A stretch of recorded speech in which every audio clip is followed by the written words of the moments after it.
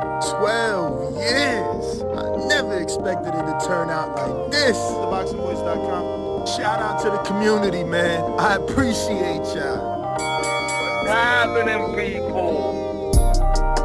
Info Joe, Los Angeles, in the building.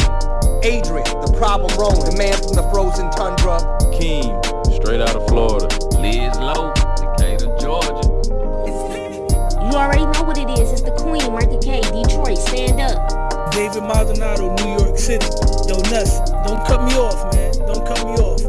King Amin of Essex, catch me for them championship rounds. Big Super Mac, Plainview, Texas.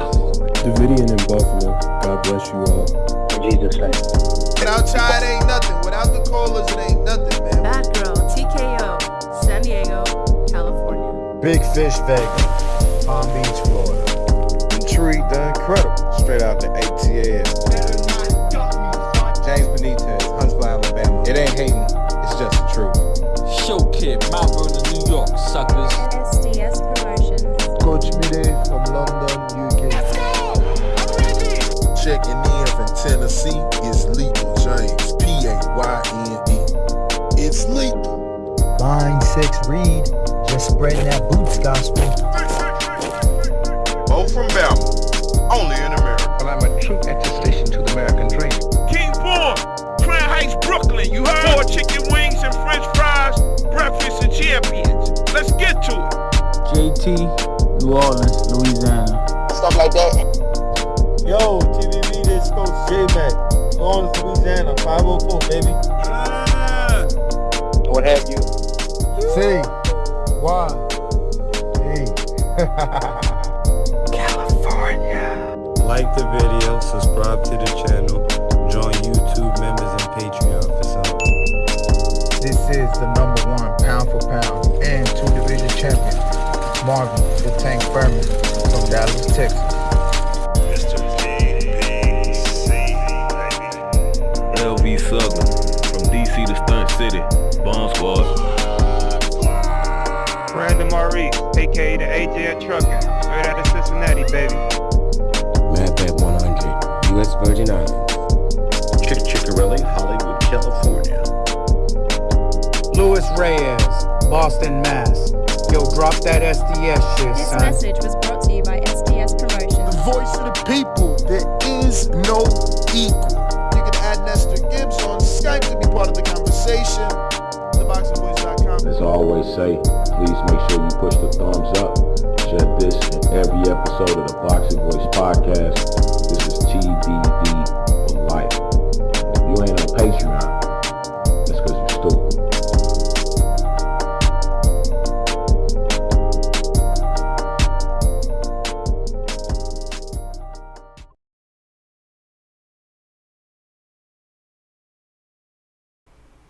What's up, ladies and gentlemen? Welcome back to another edition of the Boxing Voice Radio.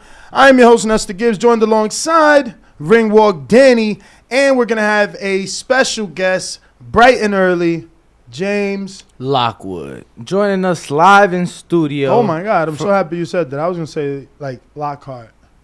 Nah, I think ain't Lockhart like didn't they fly planes or some shit? Let's not get off track. All right. Joining us in studio. Yeah, James Lockwood, sports nutritionist.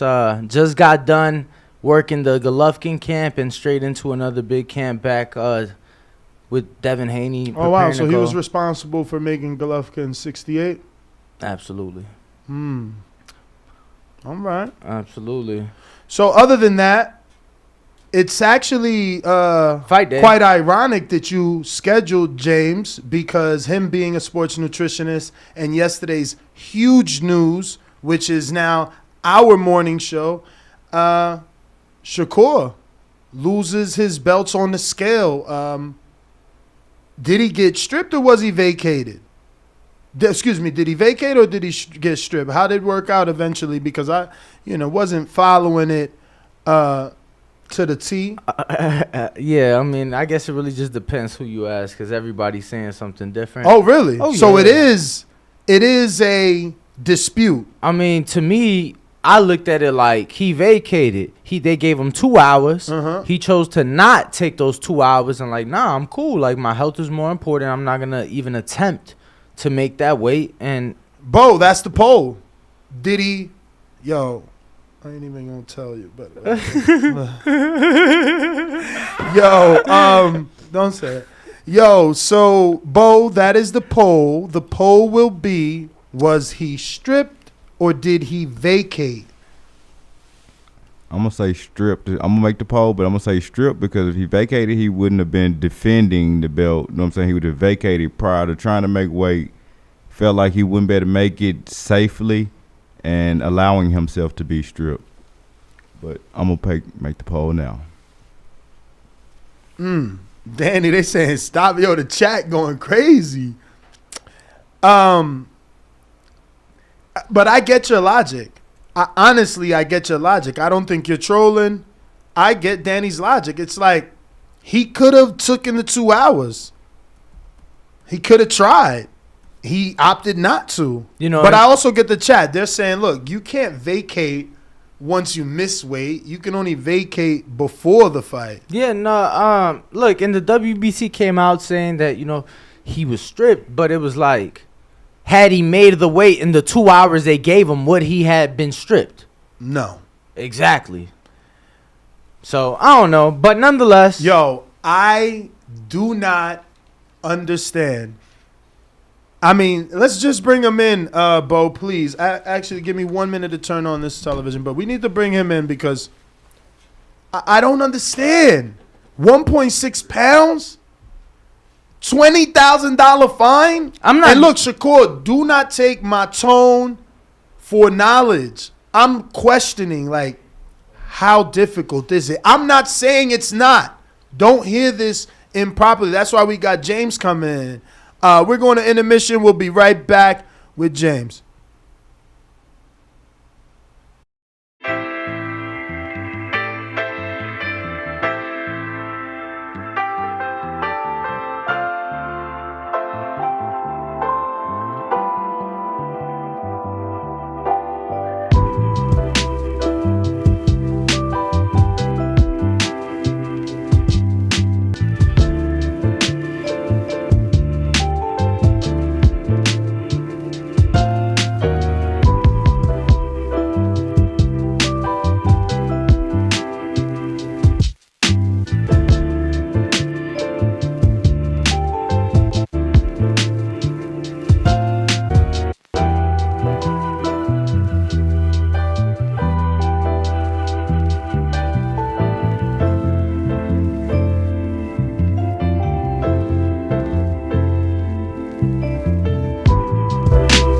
All right, ladies and gentlemen, we are back with James Lockwood. And like I said, this is the perfect guest to have. Ironically, he was scheduled before everything that took place yesterday. But, James, I'm coming in hot, man. Tell me, how difficult is it for a fighter like Shakur? I know you probably have not worked intimately with him, but he's making 130. There's 3 belts on the line, WBC, WBO, and the ring lineal, and he opts not to take the extra 2 hours to take off that 1 pound, 6 ounces and keep those titles, and instead decides to pay his opponent $20,000. How difficult is that pound and a half? It can be very difficult. It all depends on kind of what was going on in camp leading up to that, final cut, final push. And if he is not doing things properly, your body is a very efficient machine, and it can, if you stop drinking water, you're not eating the right foods, it'll really shut down, and it can be very difficult. Now, the question is, like you said, I think they gave him an hour and a half or 2 hours if he wanted to make that weight. He shut down that screen right away. He probably knew he wasn't going to make it. He was probably dry. He didn't look real fresh standing there, he was pretty expressionless. But man, to lose your belts on the scale is devastating. I would imagine he was thinking about being fresh in the fight, taking 2 extra hours to sit in a bath or sit in a hot tub could really deplete you. And if you're expecting to perform at a very high level within 24 hours, maybe he weighed the odds and thought that was a better way to go. I don't see it personally how that could be a better way to go, but without knowing all the details, that's kind of my first thought. Hypothetically, obviously, would you have been able to assist him in losing, or a fighter? We can remove Shakur from the equation so that no one catches any feelings, but would you be able to assist the fighter in a situation exactly like Shakur's, where he needs to lose a pound, 0.6 ounces, but also doesn't want to be a shell of himself the next night? So do you have a routine or a method to take that weight off and also put back the nutrition and everything that he needs so that he can be optimal on Saturday night? Well, in his case, Friday night. Right. So yes, the attempt would definitely be made, and you would be able to tell within the first 15 to 20 to 30 minutes if that was going to be possible. And then if he's not sweating or he's not accomplishing what we're looking to accomplish in that last 2 hours, then we would shut it down for his health and take it. But it all starts at the beginning of camp. And that weight management is crucial, and doing the right things leading up to that final process is crucial. So to answer your question, yes, the attempt would have been made, and then we shut it down if his health is going to be in jeopardy and his performance the next day would be in jeopardy. What exactly is your job title? I am a performance nutritionist. And what does that entail? Give us detail. So to optimize the human body so you're functioning at optimal levels come fight night. You have all the energy you need, you have all the muscle stores you need, the glycogen, everything's there, so you can step on the gas for 12 solid rounds if you need to. How are you any different from or what is the difference between you and Alex Ariza? Or is it the same field? I'm not familiar with who Alex Ariza is. Really? Yes. Oh, wow. So you just got into this boxing? Since 2008, I've been in this industry. So he was notoriously Pacquiao's strength and conditioning coach. Is that, I don't know. You see the titles. That's why I asked you your specific title. Sure. I don't want to.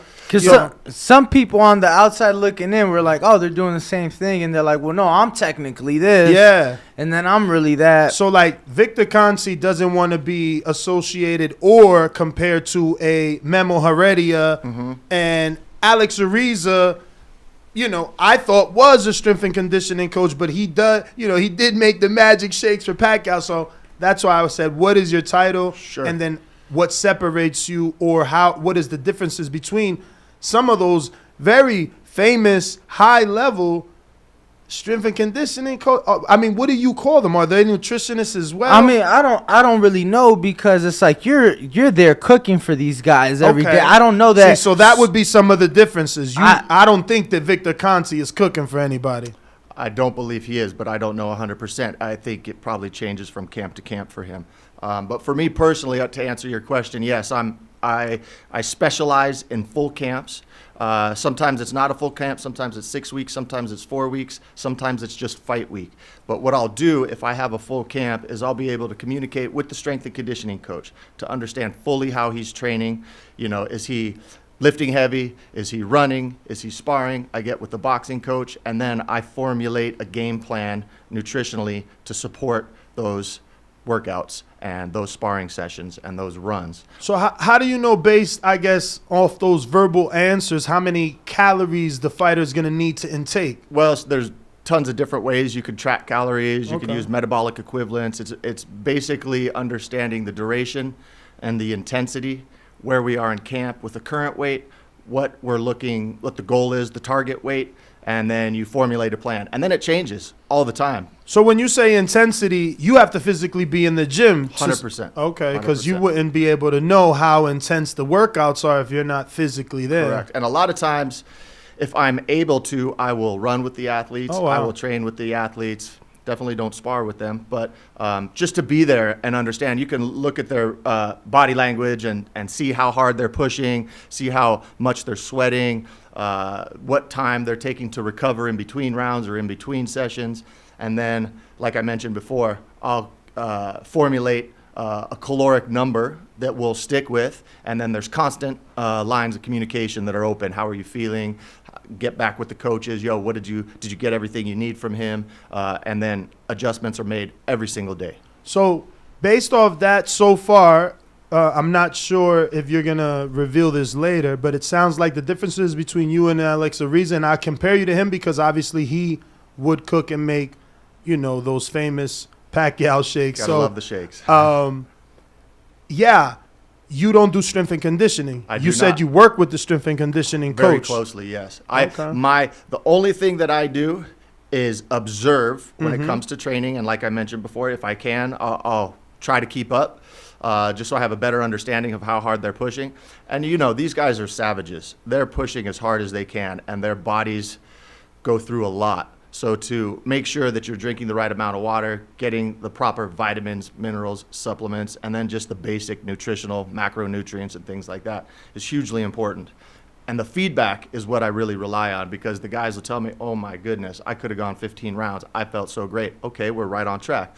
Felt a little slow in that last 3 rounds. Okay, let's make an adjustment. So like I said, we come up with a game plan, but it's always evolving and changing. So I wanted to ask, because I know I have spoke to your wife throughout this current camp for Devin, and I know you were obviously in Big Bear with Gennady. Yes. Talk to us about how that works, because your wife being a sports massage therapist, she was in Vegas with Devin, you were in Big Bear with Gennady. How did that work? And how would it work in those situations where you can't physically be there and she'll be there, or vice versa?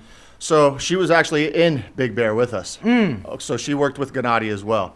Then she goes back and forth sometimes. But really what it is, it's not so much, we have a high level of communication, obviously. She's my wife, we talk all the time. But in addition to that, I'm communicating with Devin. Throughout the entire Triple G camp, I'm talking with Devin. How much water are you drinking? How is the body feeling? How are you eating? Where is your weight? How much time do we have? All of those things. He kept asking me, where would you like to see me by the time you get to me? Because unfortunately, I couldn't be there at the start of camp, but we still had, tons of communication just to make sure that when I did get there, we weren't trying to play catch up. So obviously you're not there to cook. Was he where you wanted him to be when you got to him? Yeah, and really the most important thing for him is him having the proper energy. We're going to make the weight. He's a super dedicated athlete. He trusts in my process. So if we were a few pounds heavier than maybe we were the camp before, not a big deal. We'll address that when we get together. So he made it very easy for me, and my hope was that I made it very easy for him, even though we weren't together. Now, working with Gennady, one of the things that we've always said is how he has been able to stay, a career middleweight for the first time, moving on up to 68 for this camp. What changes, and was it difficult at all? Because you've had to keep him at this weight for a very long time. Was it easier, given that you guys were going up in weight? Yeah, definitely easier. Okay. Anytime you can save 8 pounds, I mean, that's a pretty big number. And I'll quote Gennady, instead of eating 3 tacos, he ate 5 tacos, jokingly. But no, it's still a meticulous process. You still have to pay very, very close attention. It's not just like, oh, we got 8 extra pounds, let's eat.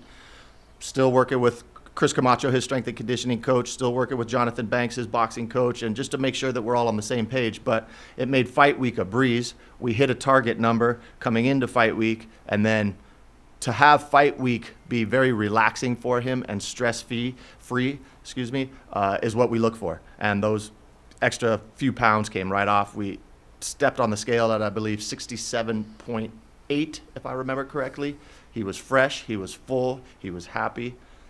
It was a breeze. Now, so many, like Nestor just mentioned, different names in the boxing world, but it seems like yourself and your wife have really been making, some noise. Like I said, once again, Gennady staying his entire career at 60. Yeah. Devin, not just winning undisputed, but he gave you your flowers and saying how easy it was for him to make 35 in the first fight. Where do you see yourself going from here? Because you're working with the best of the best, Caleb Plant. I mean, you name it, you've worked with the best of them. So what's next from here? I like to stay busy. I like to stay active. I enjoy working with my wife, and I enjoy working with teams where we feel comfortable and feel like family. And we're currently doing that right now. So I'm not going to get too ahead of myself, but we want to stay working with the best, and we'll see what that looks like in the future.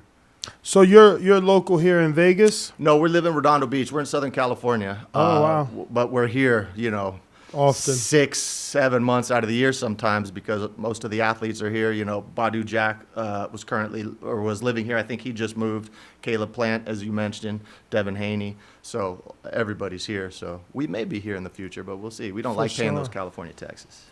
Now, what does it cost a fighter to hire you, and what does that entail? Are you giving 3 meals a day? Does it depend on what the fighter wants? Is it 2 meals and a shake? Like, what do you provide, and what does it cost? Yeah, well, I'm not going to get into cost really, because it changes from camp to camp and from athlete to athlete depending on time. Sometimes I'm working with stablemates. You can't give a round like anywhere from 20 to 30,000. It's per camp. Yeah, so I would say 30 to 40, somewhere in there.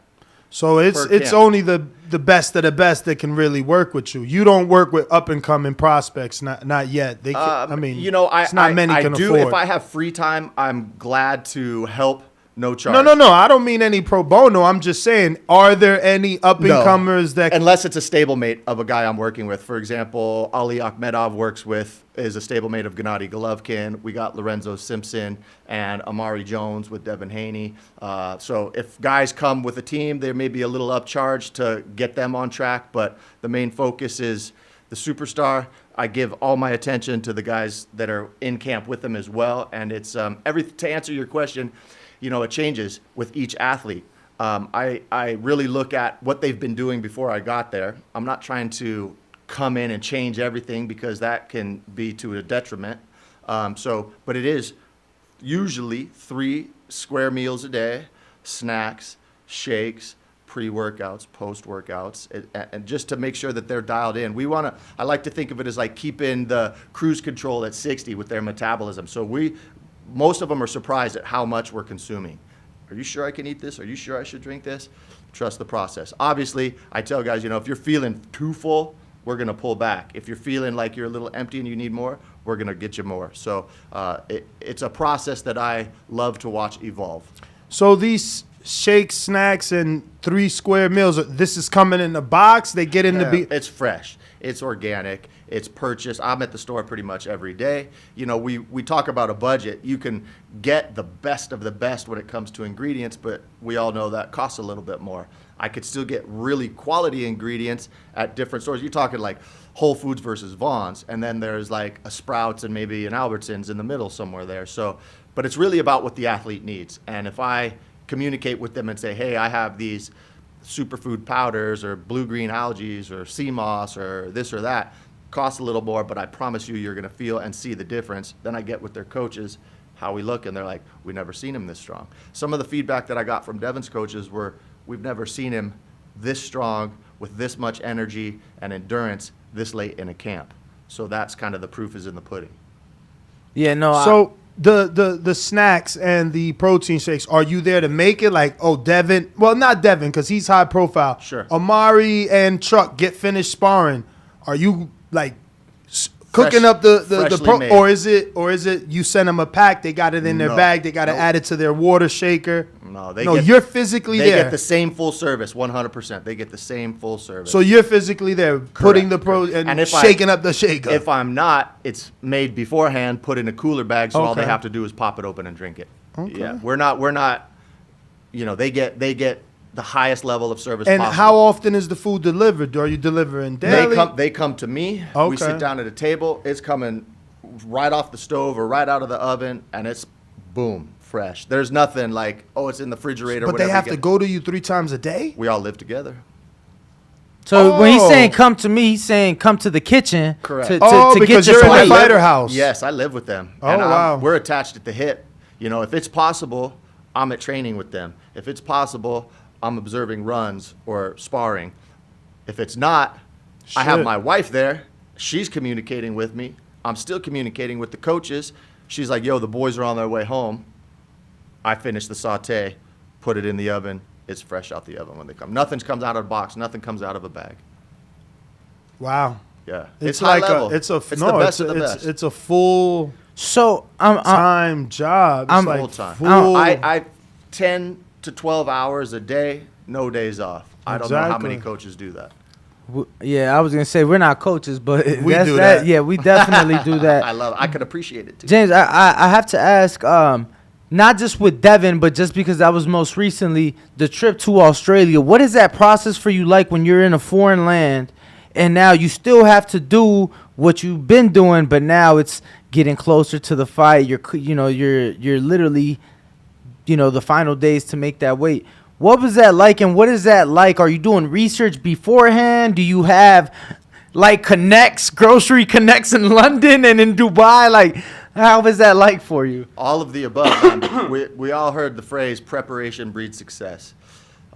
Never been to Melbourne before, didn't really know much about it, but I got the address to the hotel where we were staying, or the Airbnb, and then I plug in grocery stores that are close to there. So I hit the ground running.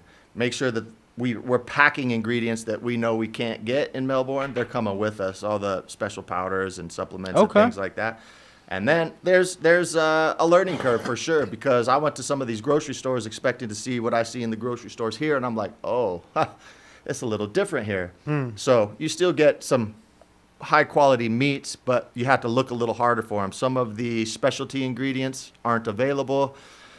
In Melbourne specifically. What's a specialty ingredient? Like chlorella, blue-green algae, sea moss, even like chia seeds and things like that aren't as readily available. They may be, I just didn't know where to find them. So if there is a contact, like you mentioned, I'm definitely reaching out to that person. Hey, either can you get something in advance for me? I know there's services they provide where groceries could come to you, but I really like to be hands-on, because I like to see everything, because I'll go in with a game plan for like, okay, I need this, this, and this at the grocery store, but if I see it and it doesn't look up to my standards, little old or a little wilted, or the fish has a strange color on it, we're going to scratch it and get something else going for them. So I think that's also a benefit for the athlete, because it's, everything is the best it can possibly be at all times. How long have you been doing this for fighters specifically? 2018 with Badu Jack was my first full camp. 4 years now. Yeah, but before that with celebrities and other athletes outside of boxing, so. For fighting, for boxers, do you think that you can create a system that would be more affordable, like a meal prep system? Sure. For those fighters that can't afford, because 40 grand, bro, some of these fighters not even getting paid 40 grand. Yeah, no, for sure. And that's, and I understand that everybody can't afford the services that the wife and I provide, and that's okay. We're okay with that. I started doing the meal preps. I started giving away stuff just to get my name out there. My wife was working on people, pro bono, or, one athlete would pay, but then 3 were getting work, because we understand the grind and we know what it takes to make it. So we go through those processes, and now we're here. So we will always do our best to help the fighters. And I think when I retire, I'll loop it back to the beginning and help people, whether it's through a company or through a team, create meal plans and formulas that can be put into shakes very easily. Like you said, you mentioned you throw it in a bag. All you got to do is mix it with the water and a juice or whatever, and you're good to go. So, yeah, I mean, like, just kind of, because I know so many guys that, the goal is obvious to get to where Devin is at, but that is a long road. For sure it is. That is a very, very long road. And even Devin's road was long, because he started it at a very, very young age. So I mean, shit, he's 28 and he's only 23 years old. Like, damn. Yeah, but and that's why I wanted to say his work ethic is ridiculous. That's why I wanted to say it the way that I said it, because his age could give a person the idea that he hasn't worked as hard, but boxing is a different. It's a different animal altogether. But yeah, we got guys like a Jalen Phillips, you know what I mean, who puts in that work. He's in that gym but he's had a rough beginning. You know, he wasn't an amateur standout, and he took some fights he shouldn't have took, but he's starting to look good, but he can't afford 40 grand. You know what I mean? So, like, a system where a fighter can get 3 meals a day that, no, they're not as detailed as what you're doing for Devin because you're hands-on, but something that'll keep them on track, because what happened yesterday happens all the time. It's terrible. This is just the high level. This is just one that's going to be scrutinized because of the belts, but, like, fighters miss weight every day. I know this. I mean, we had a fighter in our other studio at the Win, and he took the David Benavidez fight on 16 days notice. 15 days notice. As soon as he hung up the phone, he went juice only. So that obviously can't be healthy, you know? Yeah, well, you know, I wouldn't recommend a juice only for a combat sport athlete, you know, but it's where do the priorities lie? Is it all about making weight, or is it all about performance? Do you want to come in between somewhere? You know, you have to. It takes sacrifice, it takes dedication, and it takes mental fortitude. And I've seen guys when you're in camp that they're like, I'm gonna just go ahead and have this. I know I shouldn't eat this, but I take care of it, you know, whatever. And it's those moments that can add up, and then you get to fight week and you're like, uh-oh, how did I get these extra pounds? Or, you know, how come this isn't coming off like it should? So I think there's something that can be learned, and definitely that young fighters need to understand is, guys, you have your whole life. Stay focused for 10 weeks, 8 weeks. It might be difficult at first, but I promise you it gets easier. And once you feel that difference, you're going to want to maintain and avoid the things that you shouldn't have, whether it's refined sugars or, you know, the ice creams or the pizzas or whatever. Because, man, when you come to the bright lights and you shine and you don't get tired and you feel like you could step on the gas for 12 rounds, that's an amazing feeling. And that's going to want you to keep that momentum going. Then you finish with your fight, you know, take a week, take 2 weeks, do whatever you want to do, and then get back to work. After this, I'm going to connect you with the owner of Foodie Fit. Okay. That's who has me and Danny looking amazingly fit. I was going to say, man. And this guy's handshake is like rock solid. I would be more inclined to buy more Foodie Fit if they had a James Lockwood, you know, kind of package where it's for fighter. Exactly. And collaboration they actually package. just did a collab with Sabor. it was with the restaurant out here. So I'm sure they'd at least be open to.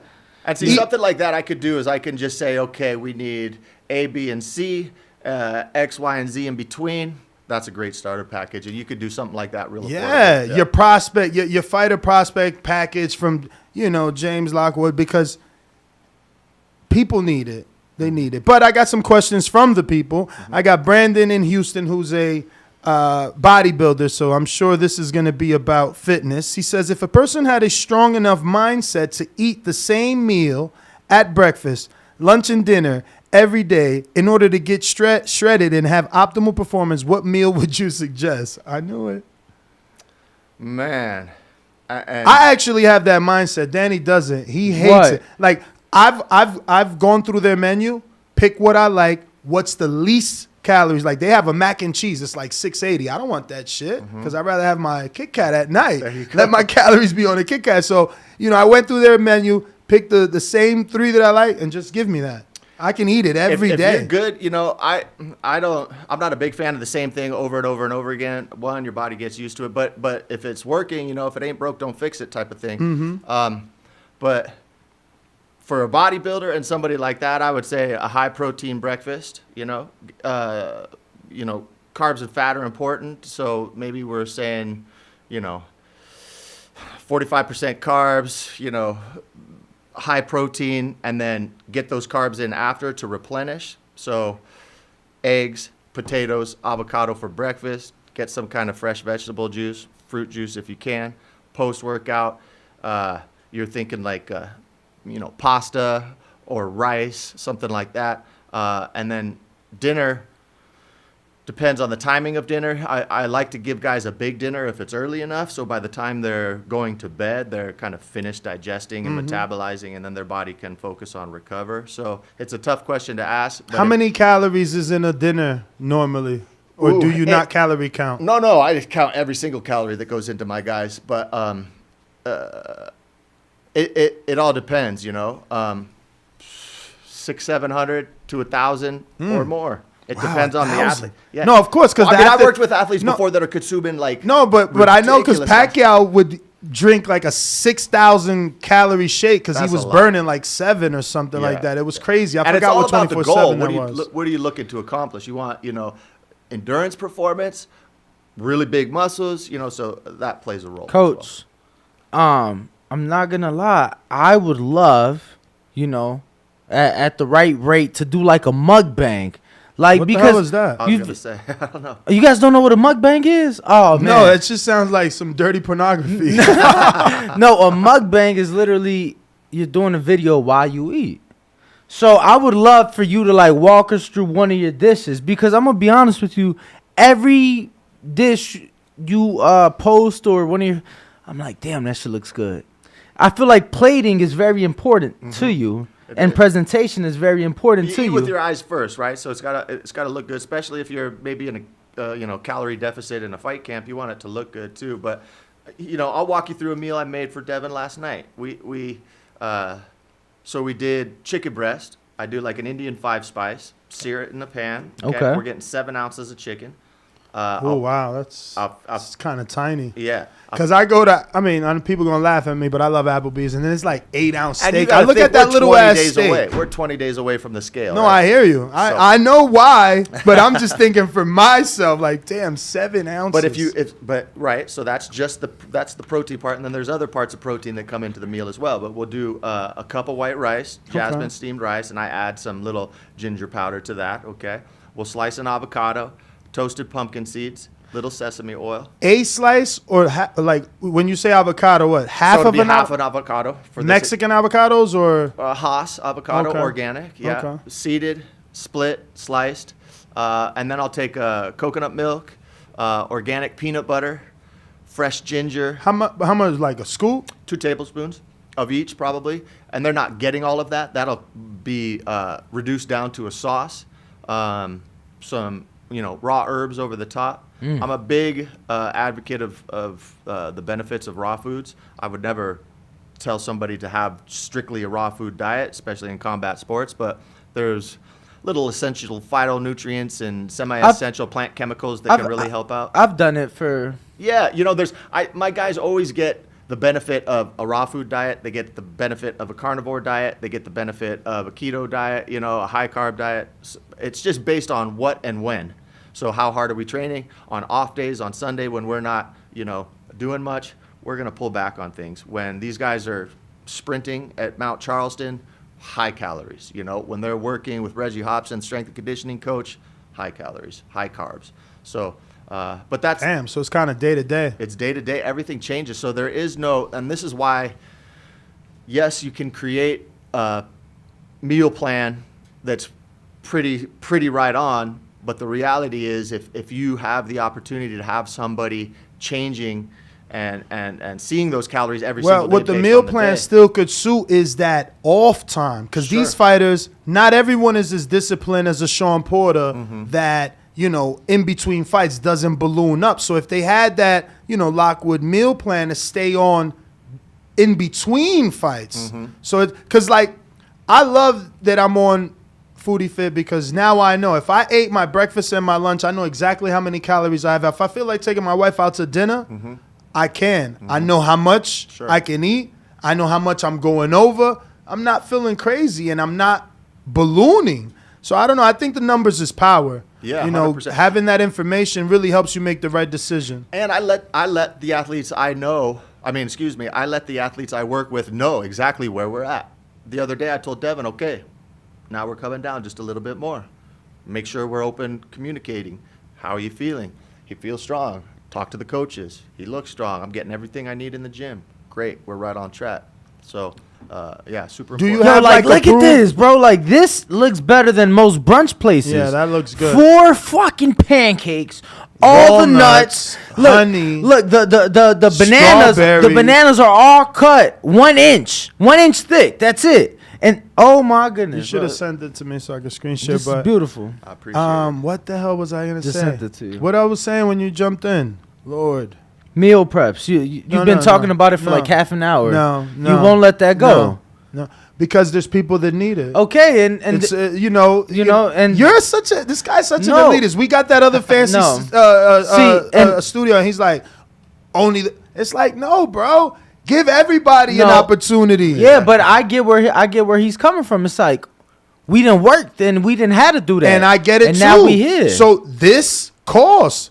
This isn't like iPhone stood. Listen, hear me out. Hear me out. They're destroying the world. All right. I like the meal prep. They started with just the expensive phone. Eventually, what did they do? Give you a mediocre phone and a fucking mediocre watch. They're not gonna leave that money on the table. You're leaving money on the table. Answer this, smart guy. Answer this. Are there more elite fighters or more mediocre fighters? How many A-class fighters and how many B's and C's and D's? Yeah, but bro? how much are you and making those D's still have dreams and ambitions to be in there. Yes, yes. But I'm just saying, them B's and C's can't feed you, can't pay all your bills sometimes. That's all I'm saying. You don't get the SE model.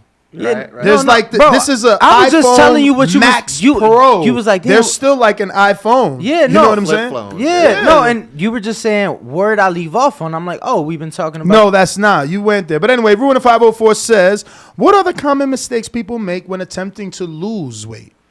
Stop eating, stop drinking.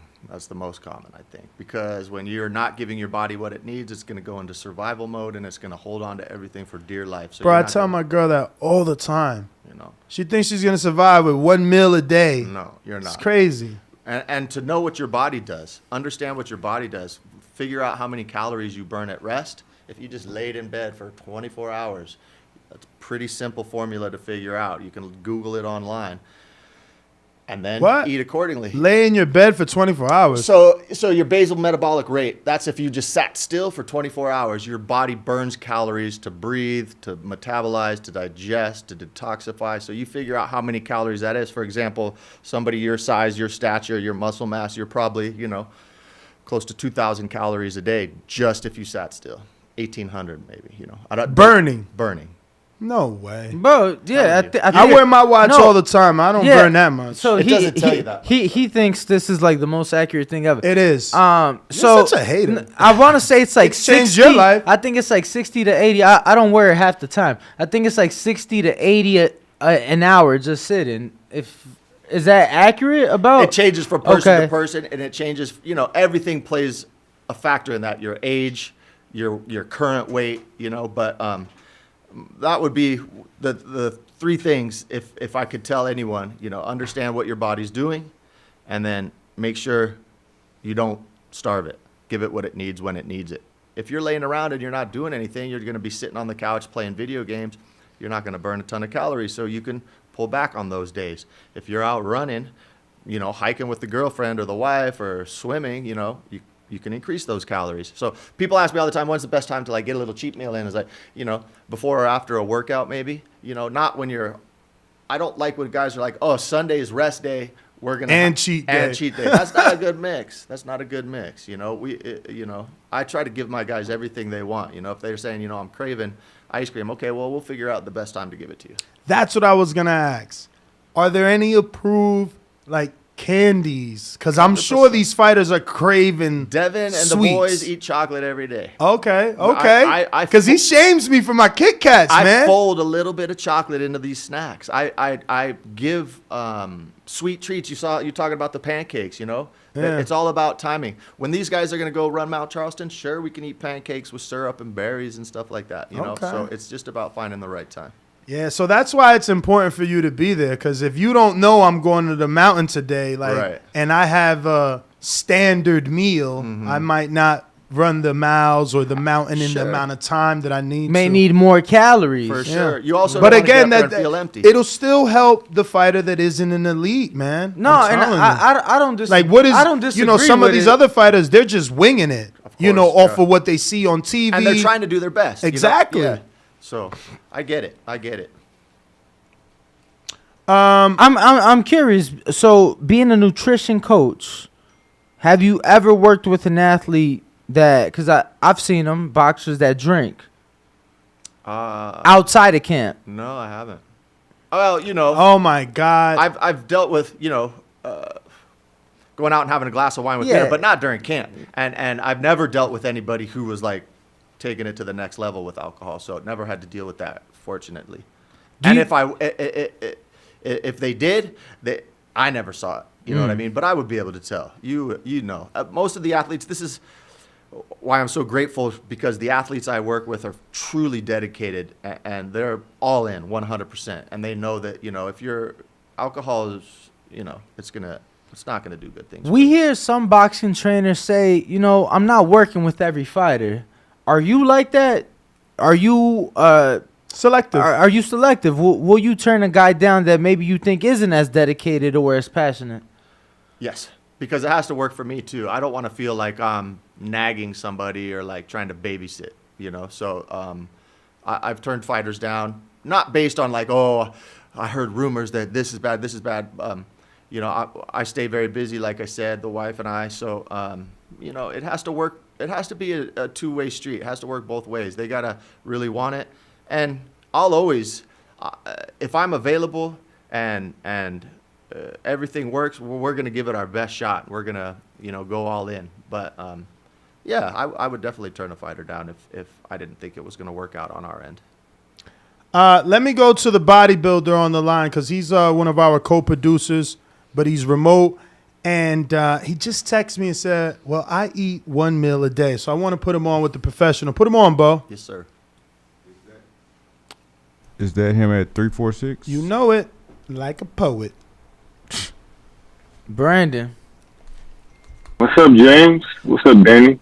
How are James, you? I appreciate you coming on, man. You're a super informative guest. I appreciate stuff like this, man. I love stuff like this. My pleasure. I was just thinking this, that I eat 1 meal a day. I do intermittent fasting, and I do.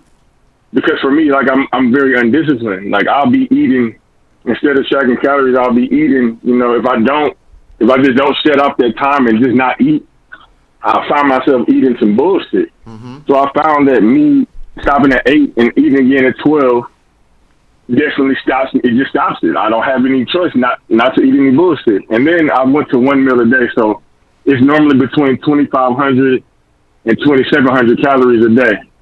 Okay. And then at night, but how do you even get that down? How do you eat 2,700 calories? Track my calories? Yeah, but how do you eat 2,700 in one? Slow and steady, I'd imagine. Yeah, I know, Brandon. What I'm asking you, no, I'm not being sarcastic. I'm asking you a question. How do you eat 2,700 calories in one sitting? It's pretty easy. I just eat 2 or 3 things at one time, and that's it for the rest of the day. And I go back to work. First of all, I get 22,000 steps in a day. That's number one. So I know that I'm constantly moving. In that time, when I'm not eating, I'm burning fat. I know that because I'm walking all the time at my job. I'm just sitting down just to call y'all. But normally, like I said, I do a lot of moving, and it's been working for me. I got a 6-pack at this point. You won't believe it, but I definitely have a 6-pack right now. So I'm doing this 1 meal a day. So what do you think about that, Coach? He's saying he's intermittent fasting, moves around that much, taking in that many calories. Plus working out. Dude works out every day. Well, this goes back to kind of what I said before. If it ain't broke, don't fix it. And why I always talk about everybody's different. So what works for him isn't necessarily going to work for the two of you, perhaps. But he's found, probably I would imagine, over time and trying out different things. And like he said, that keeps him away from eating the BS. So, my remarks to that is like, stick with it. It's working. You got a 6-pack. You as long as you're feeling strong in the gym. Yeah, you're feeling strong in the gym. I would make sure you're staying hydrated because that makes all those processes in your body more efficient. So let me tell you, James, a gallon more a day. I hate to interrupt you because I know. Let me tell you, me, Danny, and Ness went to the gym, Jay Press's gym. We met up with Shakur and Jared Anderson. And Jared Anderson made a point to tell me I'm not drinking enough water. He tells me that I should drink. So I wasn't drinking enough at all. But ever since I met Jared Anderson, every single day I drink 1.5 gallons of water during the time that I'm not eating. In the morning to lunchtime, I'm drinking nothing but water. Yep. And so I get my hydration during that point. I'm constantly moving, and like I said, I've been dropping weight. I'm getting shredded. I got a six-pack. Nets don't believe it, but 1 meal a day, been working. And like I said, I drink a meal replacement shake at night, like one. But that's what I'm saying. And James, I'm good. I hate to interrupt you, Brandon, but this is exactly why I'm saying, collaboration with my good friends at Foodie Fit, because look at what he's going through. That sounds like torture to me. That sounds like too much work. 22,000 steps, going to the gym every day, one fucking meal a day, sitting down and eat 2,700 calories. That's a pile of food. Now, hold on, Brandon. That's you. But hold on, Brandon. Now me, I wake up. I don't eat from 4:30 till after this show. So at 10 o'clock, 9:40, I eat my first Foodie Fit. 384, whatever calories they put in there. I eat those meals, and I almost got a six-pack. So you got one. Amen. I ain't even try to get one, and I almost got one. So, that sounds like a lot of work to me. It could be working for you, but that sounds stressful. I don't know. I've done it both. Hold on, Brandon. I've done it both. I was raw vegan, intermittent fasting. Wow. I would only eat during a 4-hour window. 20 hours off, 4 hours on. And I promise you, that 4-hour window was more than enough. I didn't even crave food during those 20 hours. I don't know how. Yeah, and that was just staying consistent with something. I'm not eating for pleasure. I'm eating, really honestly, I'm not caring about eating for pleasure. I got a goal in mind. I'm very goal-oriented. I got the mindset to do it. And it ain't nothing for me to do. I don't feel like it's torture. The 22,000 steps come from, by function of my job. Okay, now I'm confused. I was kind of on your side. Now I'm confused. So what was the purpose of the call? Because Ness told me to call in. He wanted me to call. Yeah, because of the whole one meal a day. Well, see, another thing that for Brandon specifically, and like James just said, everything works for different people. So if it works for me, I don't feel full. I don't crave food. Well, I'm good. I enjoy it. When you're not eating, Brandon, you mentioned you were drinking that's when you get in drinking your the water, right? So now that water will help kind of satiate you a little bit as well. It'll give you that kind of pseudo full feeling. So, and it sounds like to me that you're eating the right things in those 2,700 whatever calories because you're not having a lot of cravings. So, no. Yeah, and the weight will come up once. And if you're consistent with that process, like it sounds that you are, you're going to see results. Your body is going to rid itself of what it doesn't need, assimilate the things that it does need, and you're going to be feeling great and looking great. So when's the unveiling, Brandon? When you showing the world the six-pack? I mean, I don't have any urgency to show it. I'm still I probably feel like I'm 11 pounds away. I took a body scan. I did a body scan the other day, and it said I was at 16% body fat. So I want to get down to 12 or 11, even though that's really not sustainable. But I want to get down to that point and then show it and get back, stay around 15 or year round. That's what I want to be. But for me to be at 17% body fat, I'm excited. I can't believe I got down to that. I was literally 300-some pounds, bro. So I'm good. The only complaint I had when I was doing that was that you don't learn portion control. For the first time in my life, you got portion control. Now I've learned portion control. But at that time, you would pig out because you got that 4-hour window, 2,700. I was lawnmower. I'm saying I was raw vegan. I don't even know how long he's doing his intermittent fasting for, but it was regardless, you got to get your meal in, so there is no portion control. And that's what I like about the Foodie Fit. So it's now when I go outside of that, I would go to these restaurants, they're giving you way too much food. It's way too much. And you don't know unless your body is accustomed to a certain amount, so it shuts off, basically. But when you're just eating wildly and there is no portion control, you eat those big-ass plates that each restaurant gives you. Yep, and they're probably high sodium, and they're probably with some kind of saturated fats or whatever oils they're cooking things in, and so, it's crazy. It's tough. It's a crazy. So, what is your background? Like, were you a chef? Did you learn on the job? Did you go to school for nutrition? Like, what is the start, I guess? All of the above, everything you just mentioned. So my brother's a classically trained Cordon Bleu program chef. Our original goal was to open a restaurant together. He was going to be the chef. I was going to be the front of the house guy with all the charisma and running the show. And then he had children and the whole plan changed. So we come from a athletic family. So as a kid, I wasn't allowed. I was always taught about the importance of nutrition. Couldn't have sugar, couldn't have caffeine. Nothing came out of a box. My grandparents. What? Yeah. No caffeine? No caffeine. No sodas. Wait, I thought coffee was good if it was black. It is. I'm just telling you how I came up. Oh. Yeah. Caffeine is good in the right amount. But to answer your question, so fast forward after all of that, learning that, okay, we're not going to open the restaurant now. Then I moved to the Yucatan Peninsula and started running a program with a great team that was world-class. Hold on, what? I lived in Mexico for 4.5 years, and this is where I kind of put it all together for me. Okay. I started a business, traveled the world, was running retreats, teaching people how to stay fit, how to eat healthy, how to keep their mind right. And then after that, I thought, okay, now let's go to school and study some more. So when I knew what I wanted to do and had a real passion for it, that's when I went to school, and study was easy, and I excelled, and I was at the top of my class. And then now here we are.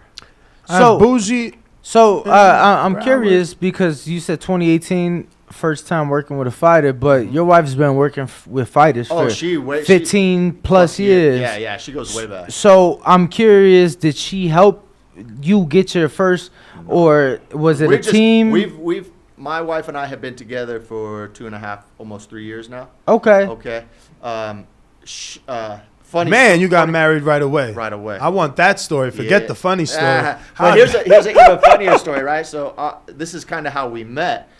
Boxing coach reaches out to her and is like, "Yo, I need a masseuse for one of my guys," and she'd been working with Leo Santa Cruz for a long time.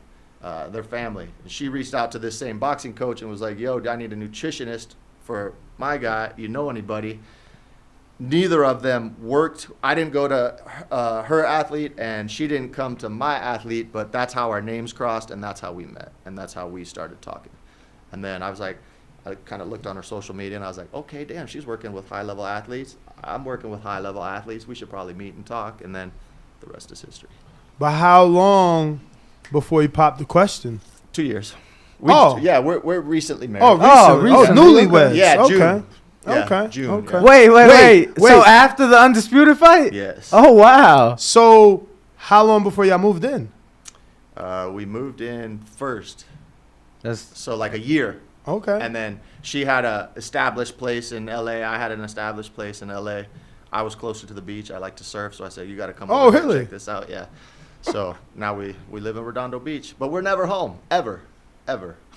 Hey, that's the work of that's the life of an entrepreneur, man. Yeah. Wow, but that's a beautiful story, man. Congrats. How was that? You prepare Gennady, right, for his fight against Murata in Japan. Yeah. Then got to prepare Devin for his fight in Australia. Jesus. Then Sounds you have like to an amazing prepare life. for a fucking wedding. How was those 3-4 months from April to June? Well, I'm sure you didn't have anything to do with the planning of the wedding. We tried to plan a wedding, but we quickly realized that there is no way we could plan a wedding because we get calls from different fighters every week, right? So you eloped? No, we knew we had 4 days at home between camps. We said let's just go to a chapel. Courthouse? Oh. Yeah. We got to the chapel, put on the suit. She put on a very classic dress, and it took a couple hours. And I think my mom and her husband were the only ones there. We took a few photos, and we're as happy as can be with no honeymoon because you travel so much, right? We're going to Bali after. Oh my God! I've been wanting to go to Bali all my life. It's just so far though. But we're going to be in Australia, so it's a 5.5 hour flight. I said, why not? We tried to do it last time, it didn't work because I had to go right to Gennady, and then she had to go right to Gennady.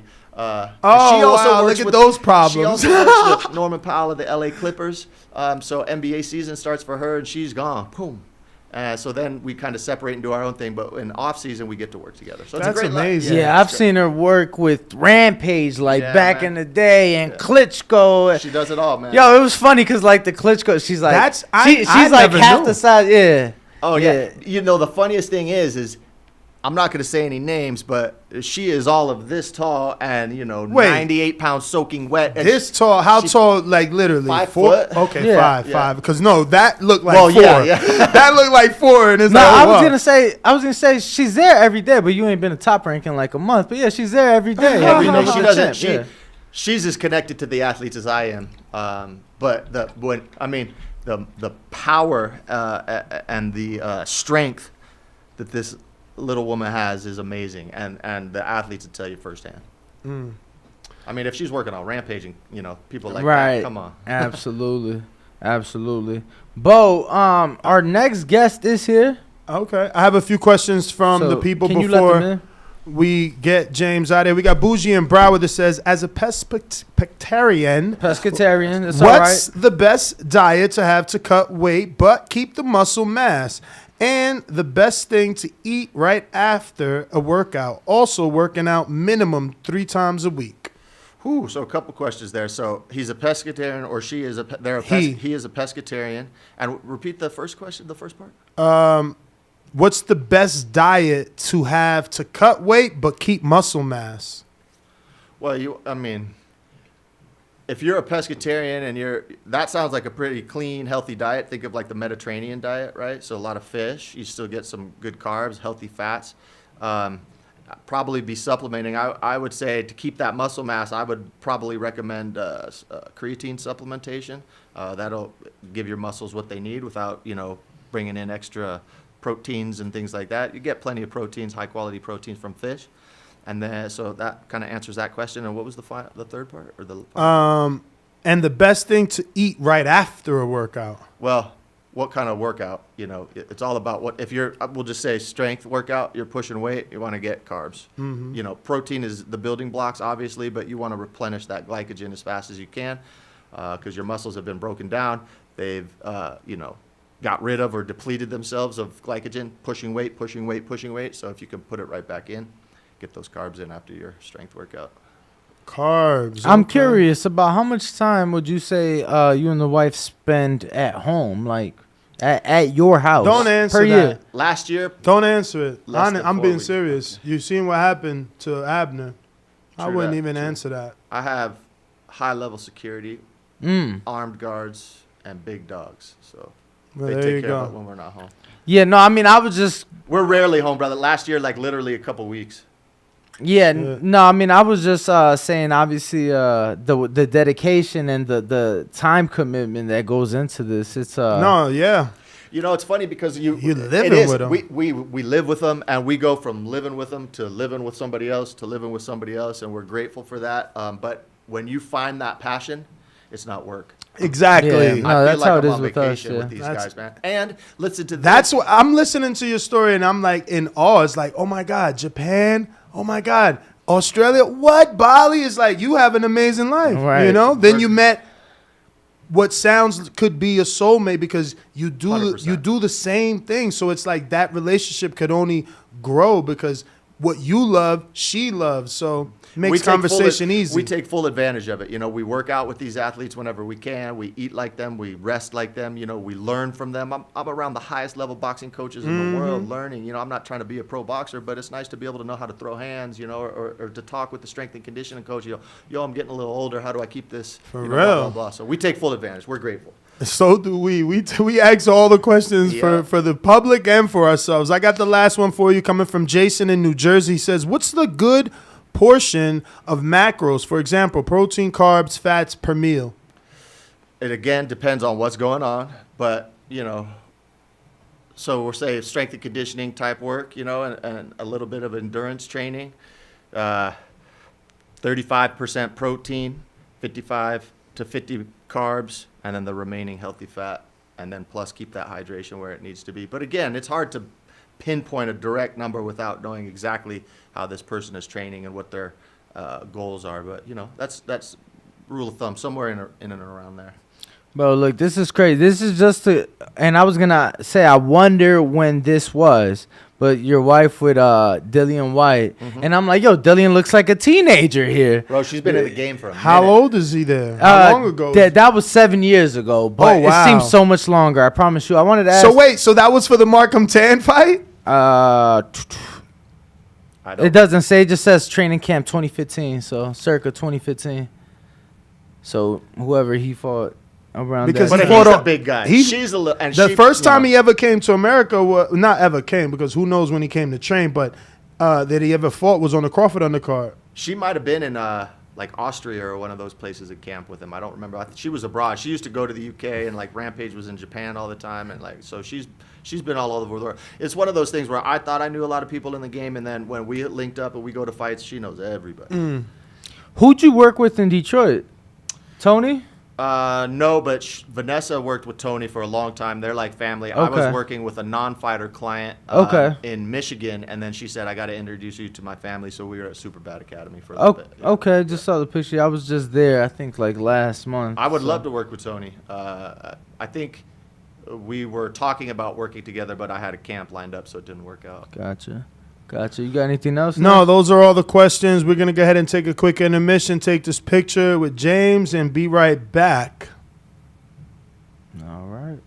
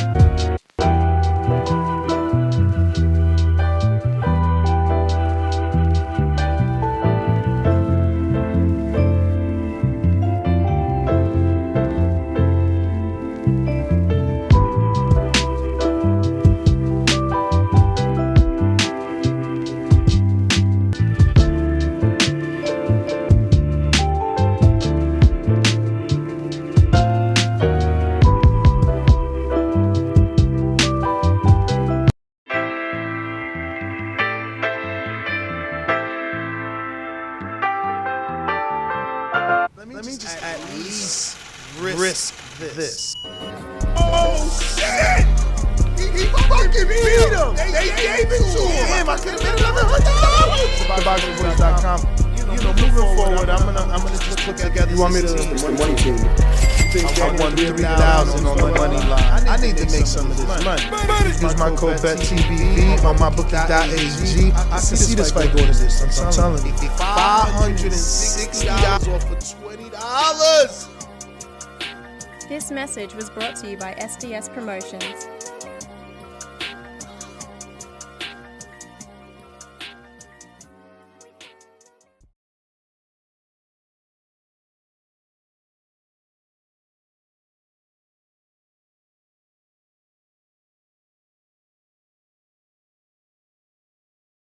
Hey, we going live without Danny. Fuck that. We went live without Danny. We in the building with Robert Merriweather and his father, Robert Merriweather. So it's senior and junior or second and the third?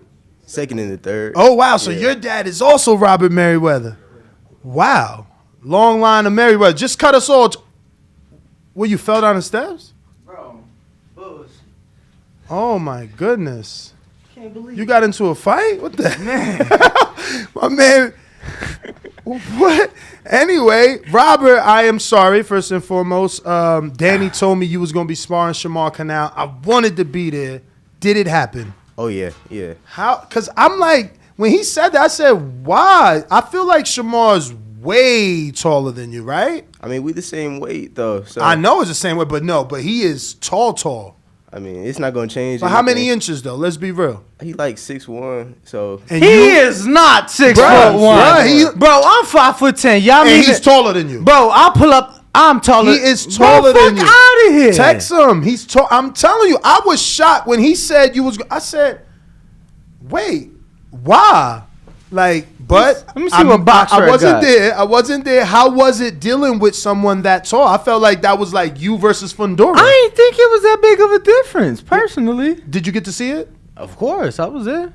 Have you ever seen Robert Bro, Squarness? I have not. I missed him Boxer twice, right? Boxer got Shamar listed at 5'6". Y'all talking about 6'1". But when he was Ask here, Bill. he said they had it wrong. When he he was here, been he told said you they that. had it wrong. 5'7" myself. Look, he 5'7" himself. So you making him what? 5'2"? Nah, I'm just gonna pull up a picture because I don't remember. I don't know his You have height. a picture next to him? Yeah, I mean we've had him That's on the neither show. here nor there. How'd you deal with that height? Was it an issue? At first, because he was letting that jab go, but I mean, I got in. It was good work for sure. So what do you have to do when someone is letting a jab go? Is it slip or you waited to get the timing right? I mean, slip, get in, move inside, so he won't let that jab go anymore. Jab myself, so get inside his reach. Is it typical when you're facing a taller fighter for the game plan to stay on the inside, or can a shorter fighter beat the taller man from the outside?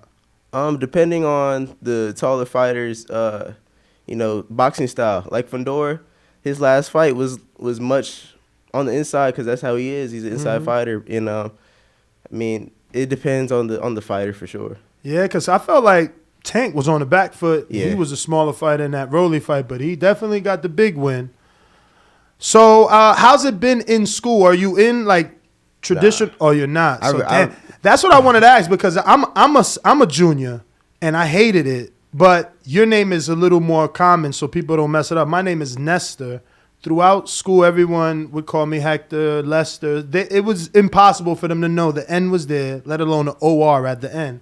But being a junior, I didn't want to give my son my name again and just continue it. How did you ever have traditional schooling? And how was it in traditional schooling being the third? I mean, when I was younger, everybody thought I was the second. I still get that today, but we fix it every now and again. It's common. We got a common name, so it's nothing different. Do you plan to keep it going? And your firstborn will be. Yeah, I do, but I want to change it up a little bit though. I'm gonna he's a king in my eyes. Okay. So King Robert for sure. The fourth. All right. I like it. So how long have you been boxing? Since I was about 7. So it's been 10 years. Wow. What made you pick up boxing at 7 years old and not a controller to like a video game or something? I mean, I was playing football and basketball, but I just was too small. Especially when in school, I was skipped a year ahead. So in Arizona, I was playing a year ahead of me for football, and they did grade level. But after school, my mom she used to do like a little workout thing on Groupon, and every time I would go to the gym with her, and I asked them every day, I wanted to go to the gym, and the gym was actually down the street, so we would go past it every single day, and I just was hagging them, and they finally took me, and the coaches over there, they said I was a natural, so I stuck with it for sure. Nice. So how old were you for your first tournament when you first decided, all right, I've been in the gym long enough, I've learned this, I want to compete? As soon as I turned 8, they told me as soon as I turned 8, I can get my boxing book. So I started getting smokers and stuff, but they just never took me to tournament until I was like 9. Man, where were you getting smokers at 7? I mean, I was moving around. I had to move to I had to go to different cities just to get smokers because my first weigh-in, I didn't even get a fight. So wait, I gotta bring in Pops here because I know at 7 he wasn't talking about take me to a smoker. This had to be your idea. No, it was just whenever we left, they said we fight in Yuma, we go to Yuma. We fight in Prescott, we go to Prescott. But if they weren't going on his book, what made you take the fight? Yeah. Well, they was going on his book at 8. So okay. He turned 8 February 21st, and I think his first fight was March or May. Oh, okay. So yeah, he got his first book. Okay. Yeah. So how many smokers before that first fight though? You wanted him to go through the motions though, no, right? The smokers are called the fights are called smokers. Oh, so they're legitimate fights. Yeah, they're legitimate fights, okay. yeah. Because smoker for us means nonsense. Underground show, yeah. It's Like, nonsense. it's not going on your books. It's going on your books. But Okay. It's going on your books. Okay. That's why we was asking because like smokers to us is like some underground shit. So we thinking, you fighting the Mexicans, somebody's barn or some shit. Yeah. Okay. I thought you was just getting these smokers to get experience. So by the time you turn to amateur, you don't go in there and learn on the job. But I didn't know for you the term smoker actually meant an amateur fight that goes on your books. Okay. So how many amateur fights total? Because recently turned pro, how many did you have before making that jump? I had around like 90, I want to say. Okay. That's a lot. That is a lot. Do you feel that nowadays y'all need less? Because it seems like fighters these days have less and less amateur fights when turning pro. Did you guys want to pursue that, maybe Olympic run, or it was always, the pro route? He's been set. He's been set. I wanted to do more amateur fights, but he's been set. He had his mind made up. And then since he's been young, he's had a pro style. And sometimes that can handicap you in the amateurs. Were you set on turning pro because of the amateurs and maybe decisions not going your way or the corruption that people talk about in the amateur system? Every now and again, but I mean, it's as older as I got, I thought I could hang with him because I spar with him all the time. So I was like, I could do it for sure. But my dad didn't want me to do it yet. Especially with COVID, I mean, the fighting hindered me for sure. Like I was out for boxing 2 years. I was just sparring and training. But with COVID, it just stopped me from fighting 2 years. So I gotta ask, wait, you're 17 still? 17. So that's why you didn't fight on that show in the Westgate? Well, he was supposed to fight at the Westgate, but nobody would take the fight. Oh, you couldn't find an opponent. Yeah, you was on. You were scheduled originally on that. I had an opponent, but the dude pulled out the last day. That's unfortunate. I got a text message that's actually funny that I'm gonna keep. A guy 4-0, 31 years old, said that he wanted more money because he knew he was gonna lose, and it'd be embarrassing to him to lose being 31 to a 17-year-old. Be like that sometimes. It definitely is like that. So that this decision to turn pro, you are saying was his idea and you're just embracing him? Yes. So Your 17-year-old son wants to turn pro. What do you tell him, and what is the path you guys are going to take to do that? Well, first off, I told him once you go, you go. There's no turning back. Mm-hmm. So make sure this is really what you want to do. So I know being at 17, you can only fight in certain states. Mm-hmm. And we do the Mexico route until, something comes along as far as within the states that we can fight in. Like we're open to fight here. We can fight in Texas. And I think we can fight down in Mississippi. So what about the good old state of Tennessee?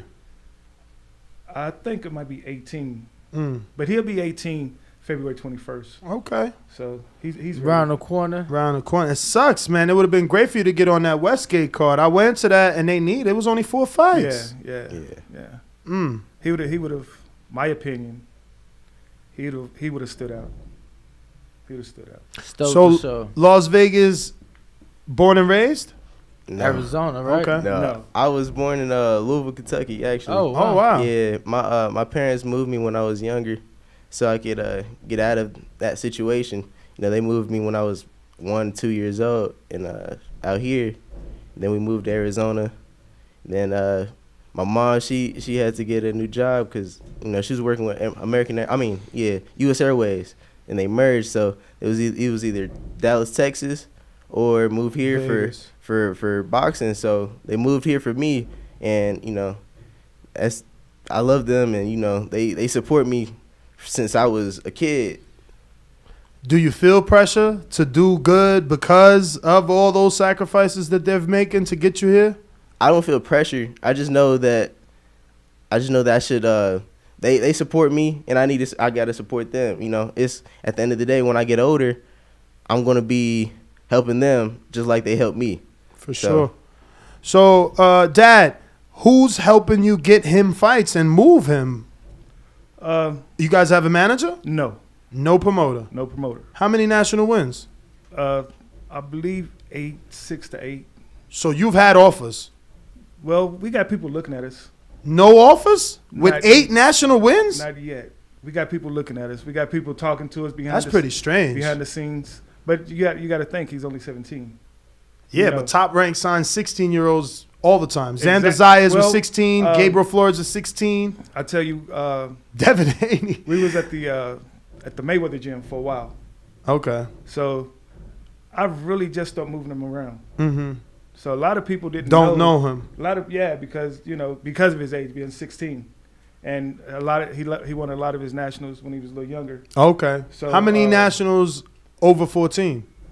I stopped fighting when I was 14. Well, 15, 14. Yeah. Because of the pandemic. Yeah. His last fight was Valentine's Day. I had just turned about. So they need to see if those nationals are going to translate as an adult body, young man body. I get it. But we got people looking at him. We're not just jumping on anything that we don't follow. So he's moving around now, pretty much so I can get him looks. Mm-hmm. And he's inspired some of the big ones. Like who?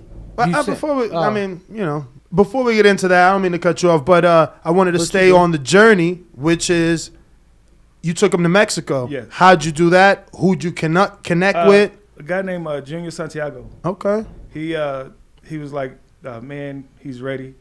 I was nervous at first. Of course. And this your firstborn? Of course, because he's it's my boy, my first boy. Yeah, your firstborn, of course, because he's the third. So I was nervous. He's like, man, he's ready. So I'm like, how much? You said Junior, the guy Santos. What was his name? Junior Santiago. Junior Santiago. How long did he know Robert before this? He's ready. Like, how valid was his opinion? It was pretty valid because he, when we went there, he did what he did. Okay. So when we took him, even when we got there, that's the calmest I've seen him. Your son. My son, and that was like watching him for 10 years. I was more nervous than he was Normally he's nervous. What like were you amateur nervous fights, about specifically? You. How he would perform. Okay. So just like, is he gonna get the win? It really wasn't that. It's first time he'd get off. He fought a 31-year-old man. You know, it was and the first when he went out there, the first punch, I'm like, this is crazy. This is good. Who'd you have in your corner? Who was your second? Bullet. Okay, Coach Bullet. Shout out to Coach yeah. Bullet. So did you remain calm? Yeah, after that. Okay. After that, I was good. I mean, because once I see him, I know him so well. Mm-hmm. Once I see his demeanor and the way he moves in the ring, it gets easy. So obviously, was that your first time in Mexico? Yeah, it was first time out of the country. Okay, how was that? It's a different experience. I seen a lot of stuff. Did y'all go to Hong Kong after? What? He's with his mom. I heard about it. That's his mom. I know that. Danny is terrible, man. My man's out there risking his life. He could go see, you know. He's 17. Let it go, bro. I'm just saying. What I was the 17 hell? when I signed up to fight for this country. He fighting for his life. You feel me? I should have took him. You should have. Dad. I'm just saying. Yeah. Oh my God. So first time in Mexico. Who applied for your passport? Was it you? Well, we flew to San Diego and we drove, so I didn't need a passport. You don't need really? When you fly in, you need a passport. Yeah. Oh, if you driving, you need just your license? Bro, I've walked. License And, yeah. Birth certificate. Bro, that is insane. I've always flew into Mexico. I'm gonna be honest, I don't even know if I had my birth certificate. I just walked through. Like if you driving is maybe different, but like we would park in San Diego and just walk through, and then once you get to the other side, you just taxi everywhere. Wow. It'd be $2-3 taxis. You just taxi everywhere. Wow. Okay. State ID. So, Dad, are you trying to get him another Mexico fight or what? October 1st. Oh, you got one already? Yeah. Okay. Oh, wow. Back to TJ? 8 days. Yep. See, you ain't been to TJ. We should. I know. October 1st. What day is that? That's a Saturday. Yo, is that the same card Gypsy fought on? Yeah. Okay. Who's Gypsy? White Gypsy. Yeah. The one that's always at Top Rank? Yeah, the one's been sparring Dev. Yep. Yeah. Let me see. That is a Ain't nobody fighting next weekend. Saturday. Huh? Yeah, Saturday. Ain't no big I'm gonna fight. check it. I've never been to TJ. Yeah. I'm about to see. It's at Go the, see my man Robert real What quick. is it? The Evolution? Evolution nightclub. How many? Okay, You driving? Let me tell you. We're gonna fly in and drive across.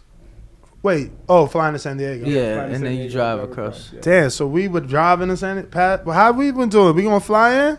I'm checking the schedule. I've never been to TJ. I'm a little excited. Anytime I've gone, I've either flown there and Ballin'. literally walked across the border. Cause it's like once you're there, you're there. Right. You get there, you're good. And I'm Mexican, so Bro, I speak Spanish. There's nothing on the schedule. That is, see, unfortunately, so many people on October 15th. At least you guys found a good date. Look, we're free. October 1st, there's nothing. That's strange. It goes from the 24th, which is Saturday, to the 8th, which would be the Fundoro Campos fight. It ain't no big fights next weekend. So I wanted to ask, I guess I'll start with you because that is a very unique name, but it pulls from a very famous boxing name. How'd that come about? Because Merriweather sounds like Mayweather. He picked his ancestors. Of course knew he's about not. Floyd, and they he didn't pick his. But we want to, like, I'm sure people like Merriweather. What the hell, Mayweather? So, and they're both boxers. I know. I want the story. Well, that's what we was given. No, of course. Yeah, that's what we was given. And the crazy thing about it is when I used to work construction, right? And when her job, you know, kind of went down, I was like, well, hell, let's go to Vegas and exploit our last name.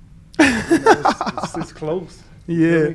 And when we got here, he had been training at the Mayweather gym. He's been training at the Mayweather gym since he was 10. Yeah, that's where I always saw him until, like you said, until recently. Until he was 10. He trained there since he was 10. You know, and when he sparred Angelo Leo, and Floyd kind of noticed him then. So Floyd was trying to get him then, but he was 15 when Angelo Leo won his first belt. Wow. So were you in camp with him for that fight? Because I know I was in camp at the first fight. I was in that camp, and the second camp, they was like, I'm too young. They didn't want me in that one, but I mean, I have no idea why. You probably would have helped for a guy like Steph Fulton in that second Exactly. fight. That's why they brought me in the first time. But I mean, the second time, he changed his mind, I guess, and it kind of boosted my status and my confidence though from that first camp, because I started moving around, getting looks for me. You know, Floyd started. You know, I started messing with Floyd and stuff. So, but you know, we move on. Have you ever, since you lived out here, you have to have sparred Carmel, right? Yes. Yeah. How's that been? I've been sparring him since I was about 10, since I moved out here. So it's nothing for you. Y'all too comfortable with each other. Yeah, we've been moving since we was little. Like 4 days out the week. Every week. Wow. Just about. Yeah. So, I mean, it's the same. It's my guy. So I'm gonna let it go. From San Antonio, James Valdez says, if Earl's able to become undisputed at 147 and wants to challenge stablemate Jermell Charlo for undisputed at 154, how does Derek James handle that situation? I guess that would be for you more or first as a trainer, right? Well, he's more into boxing. Well, I'm into it, you know, but I don't really get into the stablemates. Mm-hmm. Well, stablemate is Jermell. But I like. I'm an Earl fan. Mm-hmm. I like Earl, you know, and his grit. I like his grit. So I really don't have an opinion on it. For sure. I'm curious, yo, your mans, that's your mans, but it's like, shit, you got the belt, I got the belt, but you my mans, though. Yeah. You get what I'm saying? Yeah. Bro, let's make some money together, right? Yeah. I talk about that to my guy all the time. It's Troy Nash. It's my guy. I talk to him about that all the time. If we got the belts, let's make some money together. Why not? For sure. And, you know, secure our future together. You know, instead of moving around getting money to other people that we don't really care about, you know. Don't rock with. Exactly. It's kind of like how promotional companies move. You know, Top Rank moves with Top Rank. PPC moves with PPC. So. Correct. Man, you're mature, man. How long have you been watching the sport? I just started watching it when I started boxing. Okay. Honestly. But you started at 7 though. Yeah, but I wasn't heavy into it. I was really into football. That was like my top thing. And then I started watching Floyd, you know, watching since when he fought Cotto. When he fought Cotto, I remember that fight vividly. Canelo, all those fights, those younger fights. My first fight was actually when he fought Robert Guerrero. It was the same day. So I got my win, and then at night he got his win. So it was great to you know, witness stuff like that. For sure. That's pretty dope. Yeah, it is. Pretty dope. Wow, man. So for you, now that you've been moving around, or I guess for both of y'all, now that you've been moving around the city, what changes have you seen to your game? Because you getting different looks, you able to share the ring now with different people. I'm sure you've been able to add a few things to the toolbox, right? Yeah. I mean, I was training over at Salas, so I seen a lot of, you know, Cubans and how they box, and you know they got that Olympic style to them, and some of them got that power to them. Mm-hmm. So that helped me with Wait, so you around. spar Robisi Ramirez? Nah, I didn't get to. They He's wanted there me. now. They wanted me. He's to. out here. They wanted me to. I didn't spar him though. But now now we at Top Ring. We getting a lot more. Who else over there is your weight? That's all I know. For real. That's all I remember. Silas got some big boys. I was gonna say it got to be some other guys for sure, because Albert Bell was going to spar there, and he at 30. So yeah, but he's sparring Robisi. Who else he gonna spar? That's what I'm saying. I mean, outside of Robisi, who's the guy? Nah, because Robasi ain't been out here. He been out here for how long? At least 2 weeks, maybe. Yeah, I mean Albert fought 3 weeks ago, and he was out here sparring a month, 2 months ago. So I don't know, man. Somebody's there. Hector and them went to Bobby Santos. Yeah, that's true. That's true. He did have that. The 2 new. That's crazy. Yo, how you think he feel? Like, damn. I don't even know how long he worked with them, but damn, they leave me right before they become champions. Literally the camp that they in to become champions. Both his fighters left them. I was over at Salas when they was training at Salas. So I didn't even, when I left Salas, that's when I kind of seen that they left and was with Santos. But I mean that is crazy. Like why'd you leave Salas? I just work with my dad a little bit more. We wanted to go over there and get some experience for real. We got I just didn't think it was my style, honestly. Was it the cultural difference? Nah, I mean, they embraced me, but I mean. So nobody not knowing English didn't bother you? Nah, I mean, I'm learning Spanish myself. I lived in Arizona, so I had to learn a little bit of Spanish. No. Look, bust a freestyle. Let me hear something. Look, Spanish. And I know mom is here, but yo, I swear to God, bro, you got to learn how to curse at these motherfuckers in Spanish. Cause think about it, right? What is wrong with this guy? No. I'm serious. I'm serious. I mean, that's the only words I know. I'm serious because when you in the ring, yo, we in the gym. Y'all know how to. You gonna talk shit to somebody. Yeah. Now, so look, we just seen Shakur and Robson, and neither one of them like each other, and they can't even talk shit to each other. Yes, he did. Shakur clearly said it. You can read his list. He said, "I'm gonna whoop your ass." Yes. Did Robson, who speaks Portuguese, understand? No, but you know who did understand? Conor McGregor learned how to tell the dude.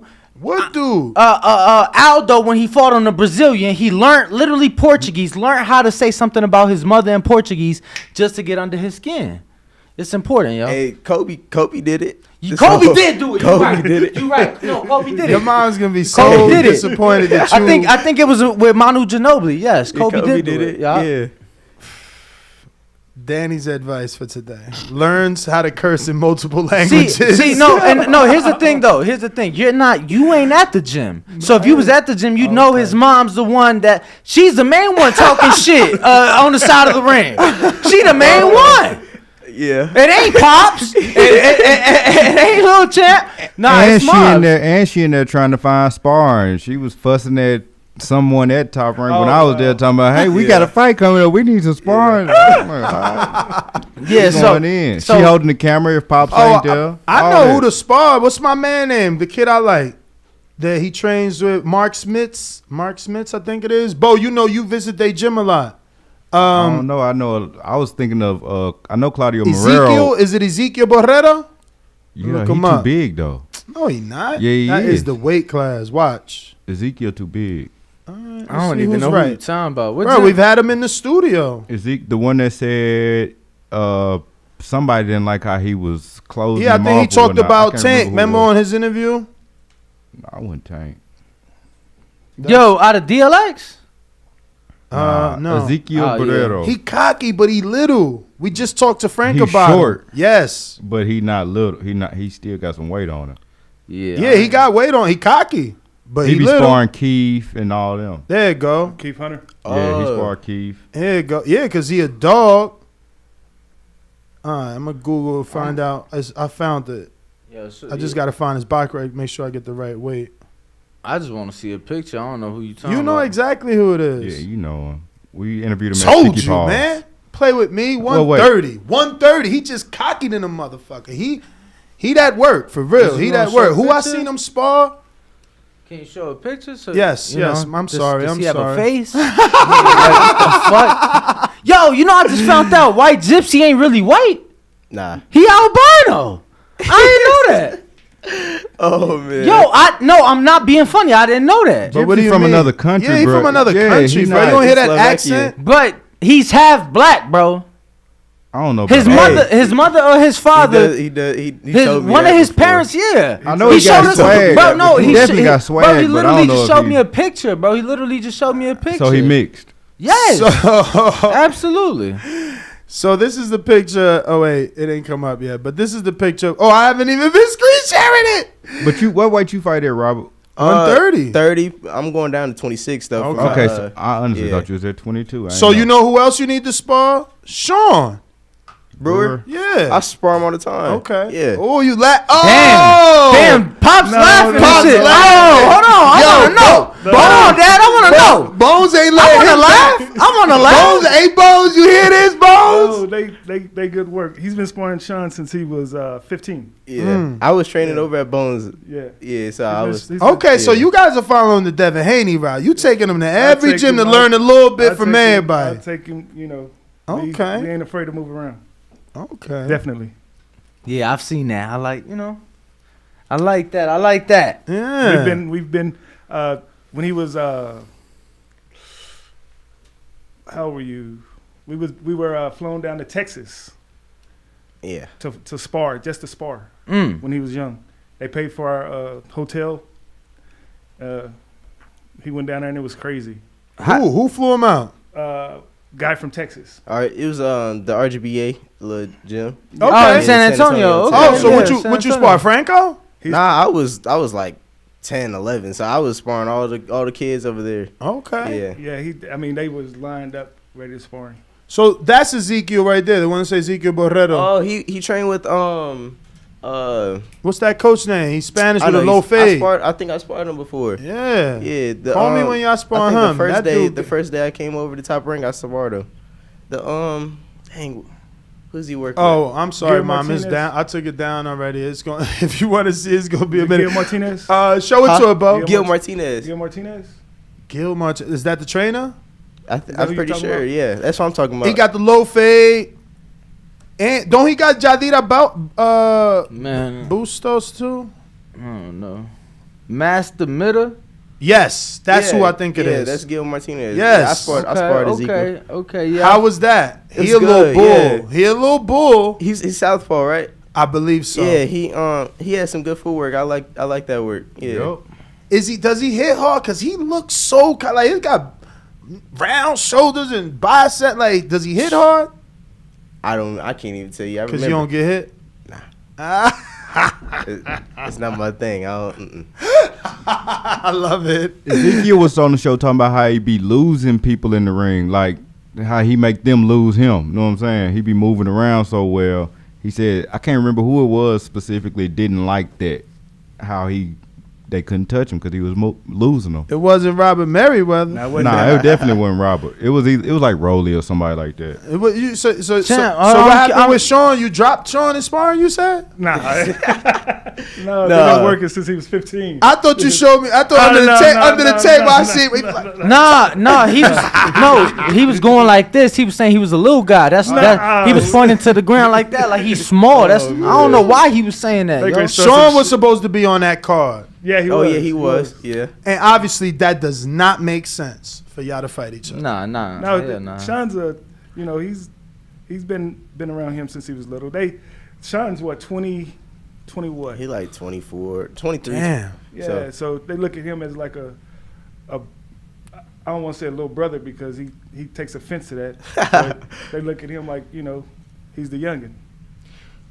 I'm about to find out right now. I gotta ask just because of some of the similarities, which I like, but the Devin Haney comparison of obviously going to different gyms and working with these different trainers. We talk to BH and he's like, yeah, Champ learned this from this trainer and that from that trainer. And when you see him, when you hear him explain it to you, it's like, oh yeah, I've seen Dev do that. Oh, okay. So is that kind of, and I'm not saying that y'all trying to do what they're doing. I'm saying, but in the sense of going to learn from different coaches, is that kind of what you're looking to do? Is to be able to get, be able to learn? But is he doing that? Are you taking them, like when he was at Bones, was Bones training him or he was just working there still under you? Rollins was training him. Okay, so you are doing that. Okay, that's what Devin Bones was training him. father did. Like, take him to Mayweather. Floyd Mayweather Sr. trains him. Then he would take him to Virgil Hunter. Yeah. And then he would train him. So, it's different than just going to get work at them gyms and actually having that teacher teach. Because you can see the little things. I know what he's talking about. Once BH told us, you see like, okay, he got that from Mayweather. He got that from Virgil. It's little things that Devin does that you can see the trainer he worked with. So yeah, I was just curious because now that you're moving around, I was curious, is that kind of something that you're looking to do? Just keep adding tools to that toolbox. Honestly, yeah. I mean, I have the talent. I just gotta incorporate skills I'm getting from different coaches and my dad, that he's always looking to make me greater. He's watching all types of videos and he's 24/7 trying to bring greatness out of me. So moving around is great. So I love it. Do you guys ever switch it off? Because I mean, you're in his corner, but you're also his father. So we've seen many father son and fighter trainer combinations throughout the years. I'm curious, what's it like for you all? Do you guys turn it off, or is it a never ending thing? Well, honestly, it was rough. It was rough at one point. It was rough at one point. The older he got, the more hard-headed he got. Mm-hmm. So I had to learn how to turn it off, because I'm a constant. I'm on you. I'm gonna ride you. I'm gonna ride you because I want perfection. So once I learned how to differentiate the two, then it's been a lot better for us. Coach, I gotta ask. I heard you talking yesterday. What you doing with your voice right what now? Happened? Like, what's up? Yeah, I'm just, what happened to the Steelers last night? Okay. I gotta ask. I'll accept that. I gotta ask what happened. Cause I was watching. Talk that. No. I'm a Steelers fan too. I felt like something was crazy was going on. I'm still hardcore. No, and I'm a Bears fan. It ain't like I'm saying, I'm saying it was just, I heard you talking real greasy to somebody, like, tonight. And I'm still and talk I'm like, that shit. and I'm sitting there, I'm like, he ain't talking, he talk. I'm like, okay. I'm gonna still talk and then that shit, though. I'm gonna be honest, I wasn't gonna tune in. I'm fuck Amazon Prime. Like, what? You're making it real difficult for me to watch this game. But I'm like, it was you that I'm like, you know what? I'm gonna watch this game. We could be 0-16 and I'm gonna still talk the same shit. As you should. I'm a Bears fan, so I ride for mine, man. My brother, R.I.P. He was a Bears fan. Okay, yeah. No, I just heard you. I think it was last sparring day. I'm like, man, he was talking so crazy. Watch next week. And they got did in by a team that don't even have a logo. Like the Cleveland Browns, I don't know what that is in the middle of the field. Did not get did in. They helmet. They lost. They don't even have a logo. Like you see, some people do dogs, and it's like, but they don't even have a mascot for real. A logo, they don't even have it. It's just an orange helmet that y'all got beat by. It's all right though. I just wanted to know what happened, Pops. But it's been orange for years. It's been the same helmet for years. Yeah, but they've been losing for years, and now they on a winning track. This guy. Man, forget all that foosball talk. I hope you know he listens to the show and he made the parlay yesterday. So for all you guys out you there. You supposed to say that. Oh, she don't know you bet.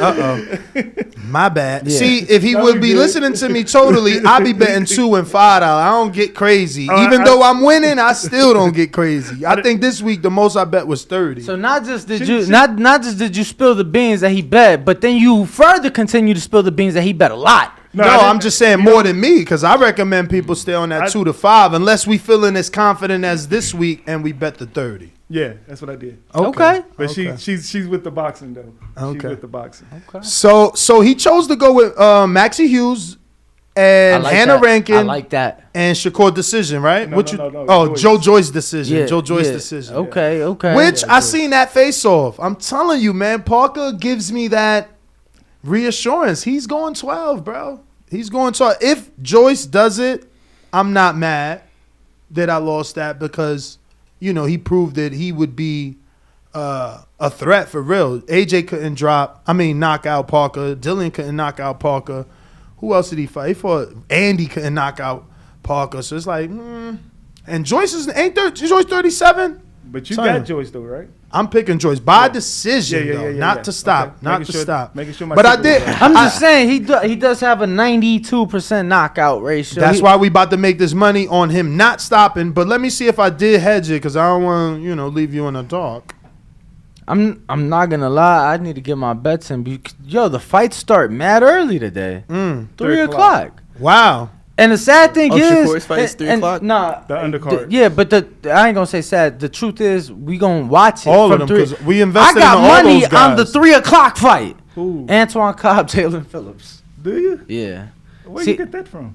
Because he's a I'm from Cobbs Chicago. fan. I'm from Chicago. And I'm a huge Phillips fan. I think he's turning it around right before our eyes. Like a dude that's supposed to be a journeyman is showing y'all hard work could turn it around. We'll see in this fight, though. I ain't bet on that one. I'm too emotionally invested. It's a rematch. Yeah. I'm invested in that, so I'm staying away. But my open bets, let me see, did I hedge Joyce with a knockout anywhere? Nah, I pretty much stood on Joyce all decision. Yeah. I didn't take. All right, so I got one measly parlay. It's only like a $2 parlay. And it wins me $41.37, and it's Shakur knockout, Joyce knockout. Only because, I see Conceicao is talking a lot of crap to Shakur. Shakur is, he's very vindictive, so I think he's going to want to punish this kid. Yeah. But this kid is also very big. That face-off showed that he's very big. He's a gold medalist. Yeah. So it may take Shakur some rounds. So I that's why I did hedge Shakur with either knockout or decision, but I'm more strongly on decision. His knockout percentage is literally 50%, so it could go either way. But how are you picking that fight tonight? I got Shakur. But decision or knockout? I'm gonna go. I don't know. I think Conceicao is gonna come in. He's gonna try to rough him up. But I got Shakur. I can't go against Shakur. Yo, let me tell you, Pops. Yo, if you ever in a title fight where you the challenger and the champion misses weight, he's bringing it up. Please be better than Conceicao people and get more. Get at least 1% of the damn purse. Yeah. Get more than, because I'm like, damn. He didn't. He only got 20,000. No. So according to what I seen from Boxing Scene, Shakur paid New Jersey 20 and paid him 30. No, paid him 300 according to what I seen. No, he went from. I'm gonna look again. No, listen. I'm gonna look again. His purse was 250. He got the 30 and. Oh, it bumped it up. It bumped it up to 50. To 300. That's what I read. But you can find it and give us the facts.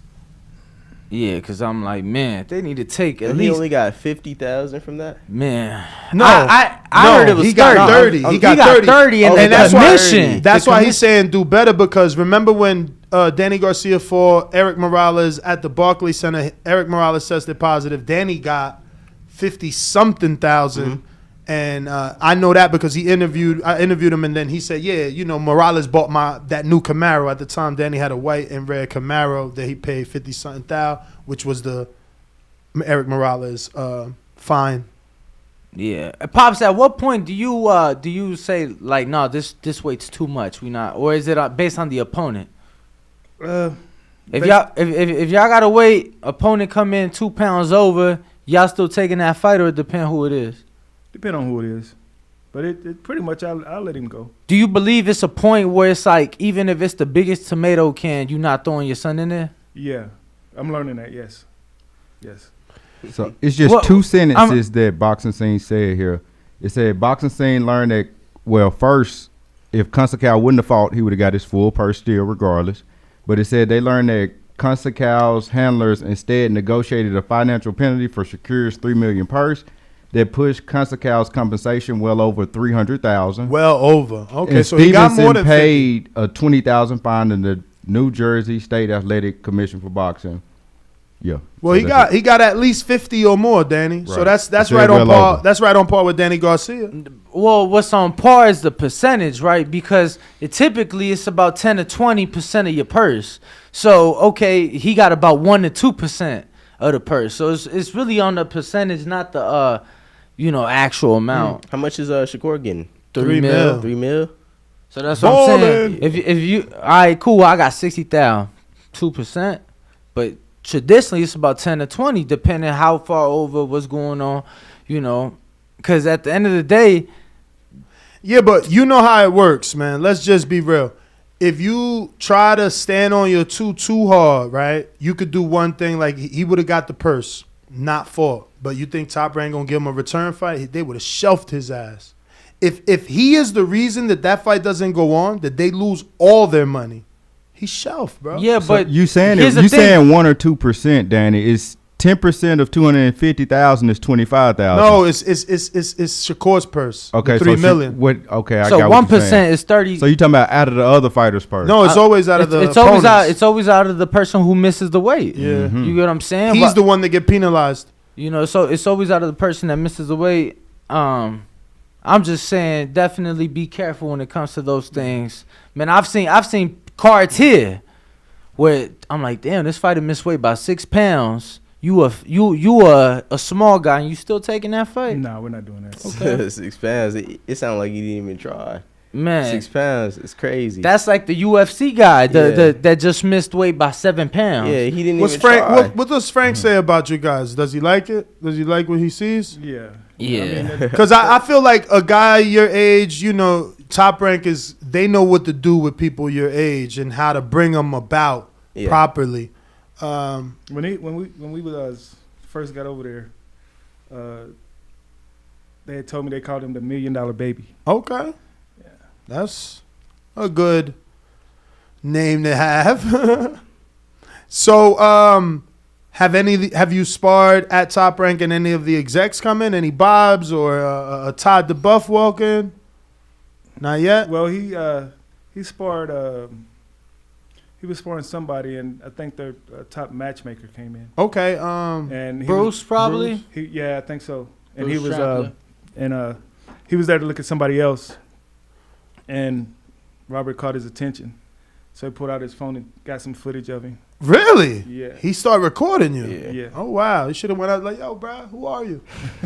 But that's actually good because look, Jalen Phillips is not signed to Top Rank, and this is like, what, 4th fight on Top Rank, or maybe all of them. I know he's been the B side, but at least he gets opportunities. You know, at least he's getting opportunities. So, you know, by staying in their eye, you can possibly get on the card. I mean, because your boy, who's actually in the rematch, his fight was kind of the tryouts, right? Like he won a fight, and that's why Shakur signed him or something like that. Tell the story, please.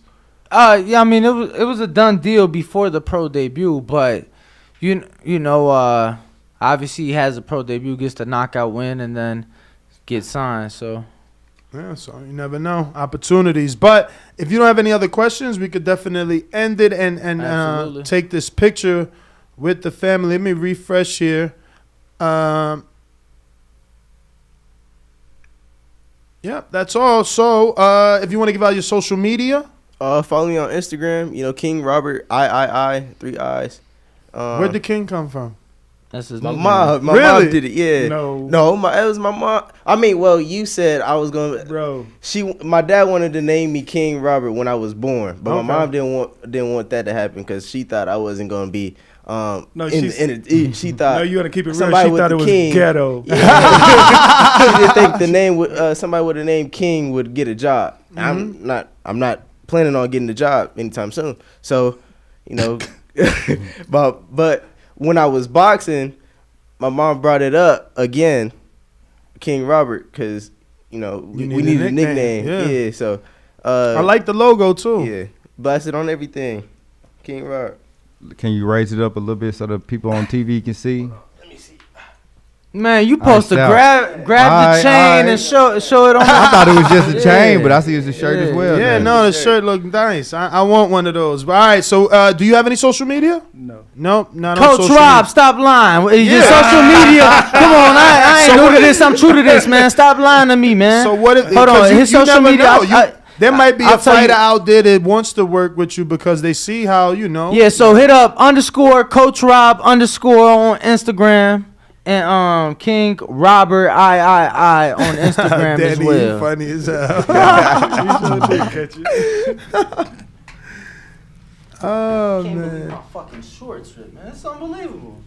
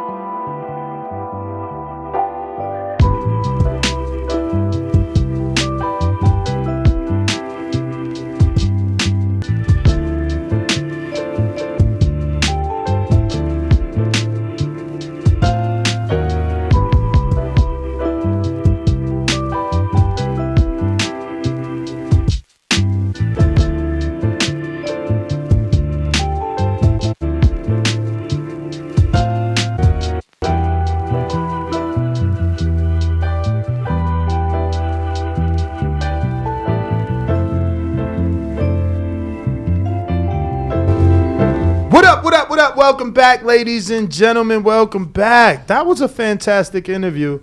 I feel disappointed and ashamed that I didn't make it to that sparring, man. And now they spar today, but today we got the is the fight chat for our good friend Shakur Stevenson, who's going to be fighting today. What time are we is this happening? 3. I mean, and we're going live at 3. Who's the first fight on the card? Cobb and Phillips. Oh yeah, so we're going live at 3. So I got to set this up for. Yeah. I got it set for 2, so I'll just edit and do. Which is sad too, because it's like after that, it's like 2 good fights, and then it's like, you know, they should have went after. Let me see. They just dropped it. Well, I want to see the Tucker fight. I'm staying away from it from a betting standpoint, but I'm interested. I watched an interview with him, and he talking crazy how he's next up, and people gonna see, and it's just a matter of time. So I'm hoping he does something. We gonna be live forever? Nah, I'm gonna be honest with you.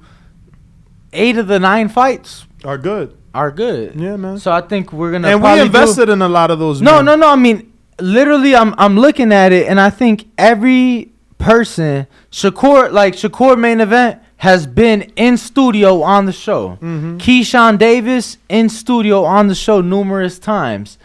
Andy Vences in studio on the show. Bruce Shushu Carrington in studio on the show. And he looked good at the weigh-in. Bruce. Yes. He looked good. Shout out to Contender Clothing. Yo, did you see? So it was Shushu, Keyshawn, and Tiger Johnson. They did an Instagram live last night. Yo, Keyshawn was like, see, it's them fucking mushroom burgers, Shushu. That's why you was growling at the weigh-in, because you was hungry. Bro, it was the funniest fucking thing. They was just roasting each other. Mushroom burgers. Yeah. They vegan because he vegan. Yeah, because he vegan and shit. We haven't had Pablo Valdez or Jahad Tucker or these guys, but Shushu, Cash Flow. Yep, Cash Flow. We've had Antoine Cobb and Jalen Phillips we've had. And I got a few super chats. Jonathan Lambarena says, Shakur was stripped. Vacating is planning and knowing you can't make weight, so you go up a division. You don't vacate the week of the fight. Laugh out loud. I mean, I hear you. No one expected that. I'll tell you that, man. No one expected that to happen. Bo, let's open up these phone lines. Take some callers. Y'all know the number to call in. 425-569-5241. Press 1 time. Voice your opinion right here. Right here. Voice of the People hotline. Let me do this wheel spin. That's not the wheel spin I wanted. Phone lines are open. There is one Adidas boxing glove, and that's the set. If you want to be in that raffle, that was for Lambarena. You know you need to send another 10. We'll put you in those 750 tilts, courtesy of Keith. One time, third man. I got the chill coder. $5 super chat says, look, Shakur was going to vacate anyway. They thinking about the belts. He chose not to make weight. Simple. So that's someone who believes it wasn't a strip. It was a vacate. I think if Shakur could have made 130 pounds healthy, he would have. Truly, I do believe this was going to be his last fight at 130 pounds. I do believe he was going to move up regardless. You know, like he said, he's been professional his whole career. It just couldn't happen. So we got King Amin on the line. Go for it.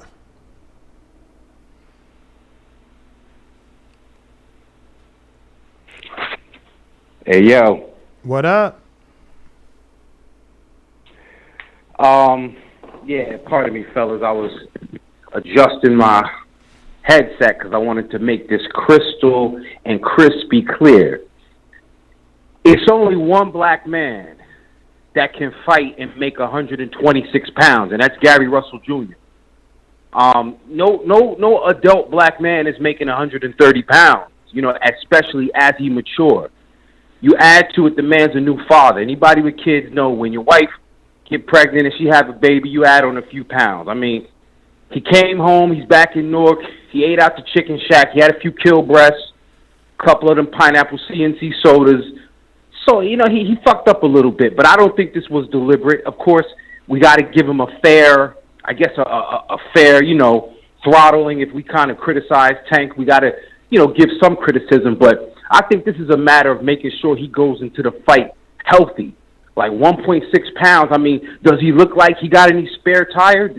I don't know where the weight was going to go. So plus, again, 130 is kind of like an awkward division. If he was virtually a kid fighting at 126, and now he's growing into manhood in and out of the ring, then 130 maybe wasn't the place for him. And he was trying to pad his stats. He's trying to go from 126 to 130 to 135, 3 division, but he fell short. But one thing, tonight, he has to be impressive. Like, he got to put the beats on Conceicao just to say, I didn't belong in this division. I know I made a mistake, but what I can do in the ring, make no mistake about that. I'm very excited for this fight. I'm going to be in the building. That's my call. King, of Essex. I'm out, fellas. Keep up the great work. Champ, appreciate you. Real quick, looks like they sent us some audio. To take at 130 after Conceicao? It's all depending on the weight cut at the end of the day. I done amazing things at 130 pounds already. My last 2 fights, to be specific, I done put on shows and I done did a lot at the weight. So if I struggle with this weight cut and it be hard on me, I think that I'm going up to 135 and tell them boys get ready. So I think it's all up in the air. Off of how I feel this camp. Who specifically at 35? You feel me? I ain't gonna say no names. I want the top guys. I don't want to sit back and cherry pick or fight no fighters that's not the top level guys. So I'm ready to get in there and fight. I don't care who it is. I mean, I guess fortunately for you, all the belts at 135 are, on top ranked side of the street, at least as of right now, with Devin's victory over George this past June. It looks like the rematch is going forward for October. And then it seems like Lomachenko is what's being planned for the springtime. It seems like Lomachenko will make his return this October from my understanding. Do you think that if you move up, you could maybe ruin some of those plans, like for Lomachenko? Because I'm not going to lie to you, it seems like Lomachenko's like Bob's long-lost son. And, I'm not saying that they do him any favors because, he puts his work in. But do you think that you moving up could maybe fuck some of those plans up? Because you versus Devin, to me, is a bigger and better fight than him versus Lomachenko. I mean, the fight, at the end of the day, them all great fights. But I never know. Lomachenko was first in line. You never know. I probably could fight at one fight and then next be the fight after them. So you just never know. And then you got to understand Devin getting real big at 135. I know he planning on moving up to 140. So you just never know. It might play out where Devin might not even get the chance to fight Lomachenko. He might go up to 40 and end up fighting Tio, and it might just be me and Lomachenko. So you just never know how it's going to go at the end of the day. I think they are amazing fights. Both of them amazing fighters, and I'm down with whatever. Like, I'm with all the smoke. So, the reason we played that obviously is Core was true to his word in the sense that he told you before the weigh-in, before, the camp was winding down. This is the beginning of camp, basically, where he's telling you, if it's a struggle, he's moving up. So he foreseen what was happening, but he tried. No, he absolutely tried. And look, I think that they might have known, like, hey, Core's a big 30-pounder. When we went in July, he was talking the Cordina fight, saying, hey, if it's not in a unification, I don't want it at 130. And I'm not saying his energy has changed, but as you all saw here, took into consideration that might have been it for him at 130 pounds. And as we saw yesterday at the weigh-in and from what he has posted on his social media, his plans are to be at lightweight moving forward. And let's see what's to come of that tonight. Cannot wait for this main event of the evening. Shakur Stevenson, Robson, Conceicao. The gold medalist versus the silver medalist is going to be a good one. For sure. If you haven't already done so, please don't forget to subscribe to the YouTube channel and click that notification bell. We're about 50 subscribers or so from our next goal of 156,000. So go ahead and, grab your kids' iPads or smart devices if you have to, just to help us get to our next goal. It looks like we got another $5 super chat. And the Chill Coder, you did land on the Nevada Boxing Hall of Fame shirt, so we did put your name in the raffle for that. We got a $5 super chat from Larry Smooth. Larry, what up? He says, obviously he was stripped. It's not like he just chose not to make weight. He couldn't do it. The belts was going to be took if he vacated or not. So a $5 raffle. So hold on, he said the belts was going to be took from him, whether he made it or not. I don't know what he said. But that's what he said. Just saying stupid shit. So that's money made, champ. That means you get to do whatever the hell you want. You can pick whatever raffle you want to be in because Money Made got the money to do that. We got another $5 super chat from Jay. I don't know. He says, love these type of educational interviews. Good stuff, TBV. Jers, stand up. Tonight, Q, how much weight the average boxer should aim to lose during camp? Oh, I guess he meant Q means question, but James is not here, my friend. James been out. Shout out to James for coming through.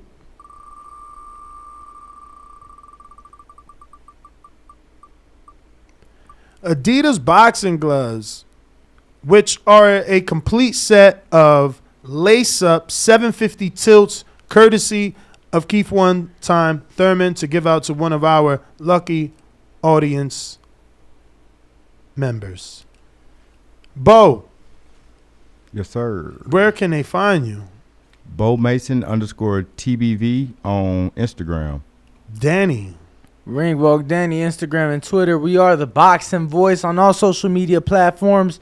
We will be live today, 12 p.m. noon Pacific, from the Blue Wire studio located. I like that. I do inside the Wynn Hotel and Casino, motherfucker. Don't leave me hanging right here. Oh shit, my bad. And then we'll be back right here 3 p.m. Pacific for the Top Rank ESPN card. We'll be calling 8 of the 9 fights live. We got C-Dub on the line. C-Dub. Yo. Shout out TBV. Audio good? What? Audio good. Yo. What up? Shout out to the panel. Shout out to the team. Smash that like button. It's free. Do something with yourself. Yo, man. Shakur, man, it's kind of crazy, man. Had the back call on 5. I just wanted to know. I don't know if I didn't hear y'all perspective on it. I wanted to hear y'all take on it. But quick thing, when you go to 135, Tank gonna test that chin. So, but we know they on the other side of the street. I mean, let's be real. Let's be real. Tank posted yesterday that he moving up to 140. So, He did? He deleted it. I missed that. He deleted it. But we got screenshots of people talking to him like, yo, so you really going to 140? Yo, so you going to 140 to fight Tank? But he deleted it because, he the delete king. Wow. Okay. So things move every day. Things change every day. So, like Shakur said, we don't know what's going to happen. Devin might be moving. Everybody's saying that they're moving up, but then they don't move up, or then they miss weight that day they fight, and then they move up instead of doing it the professional. Before I say that, what do you think? Do you think Shakur is professional and undisciplined or missing weight this time? Nah, I just think that it's time, man. It was just time. Like, it happens to some people where, they just can't make it no more. They've been at that weight all their life, and they got to move up. I know that people would have wanted him to vacate before and do a planned, I can't make weight, but, we going to sound biased because we went to the camp before it started. We was there at pre-camp, so that's how serious he took it. It's documented that he had a pre-camp. So it's just hard to make weight for a man that is getting older and has been fighting at that weight all his life.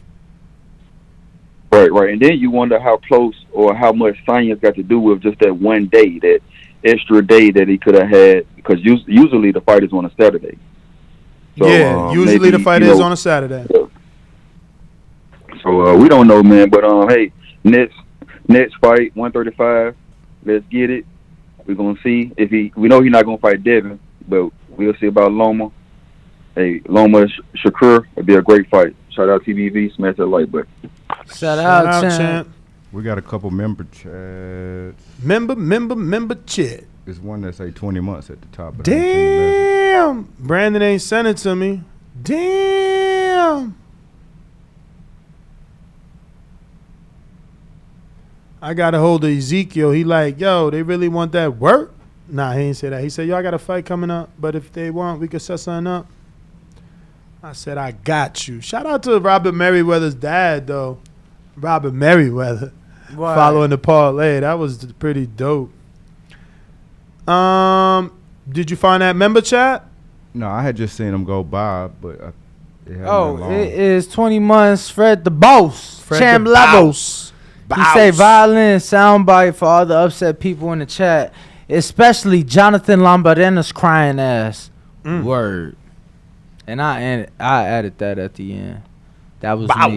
It's another one. I did that. Boss. We done? We done. Christopher Jermaine, member for 20 months, says he said best camp ever. He knew he blew the weight. Thinking emoji. I mean, I would say best camp ever if I come in a couple weeks for pre-camp too. Word. You know what I'm saying?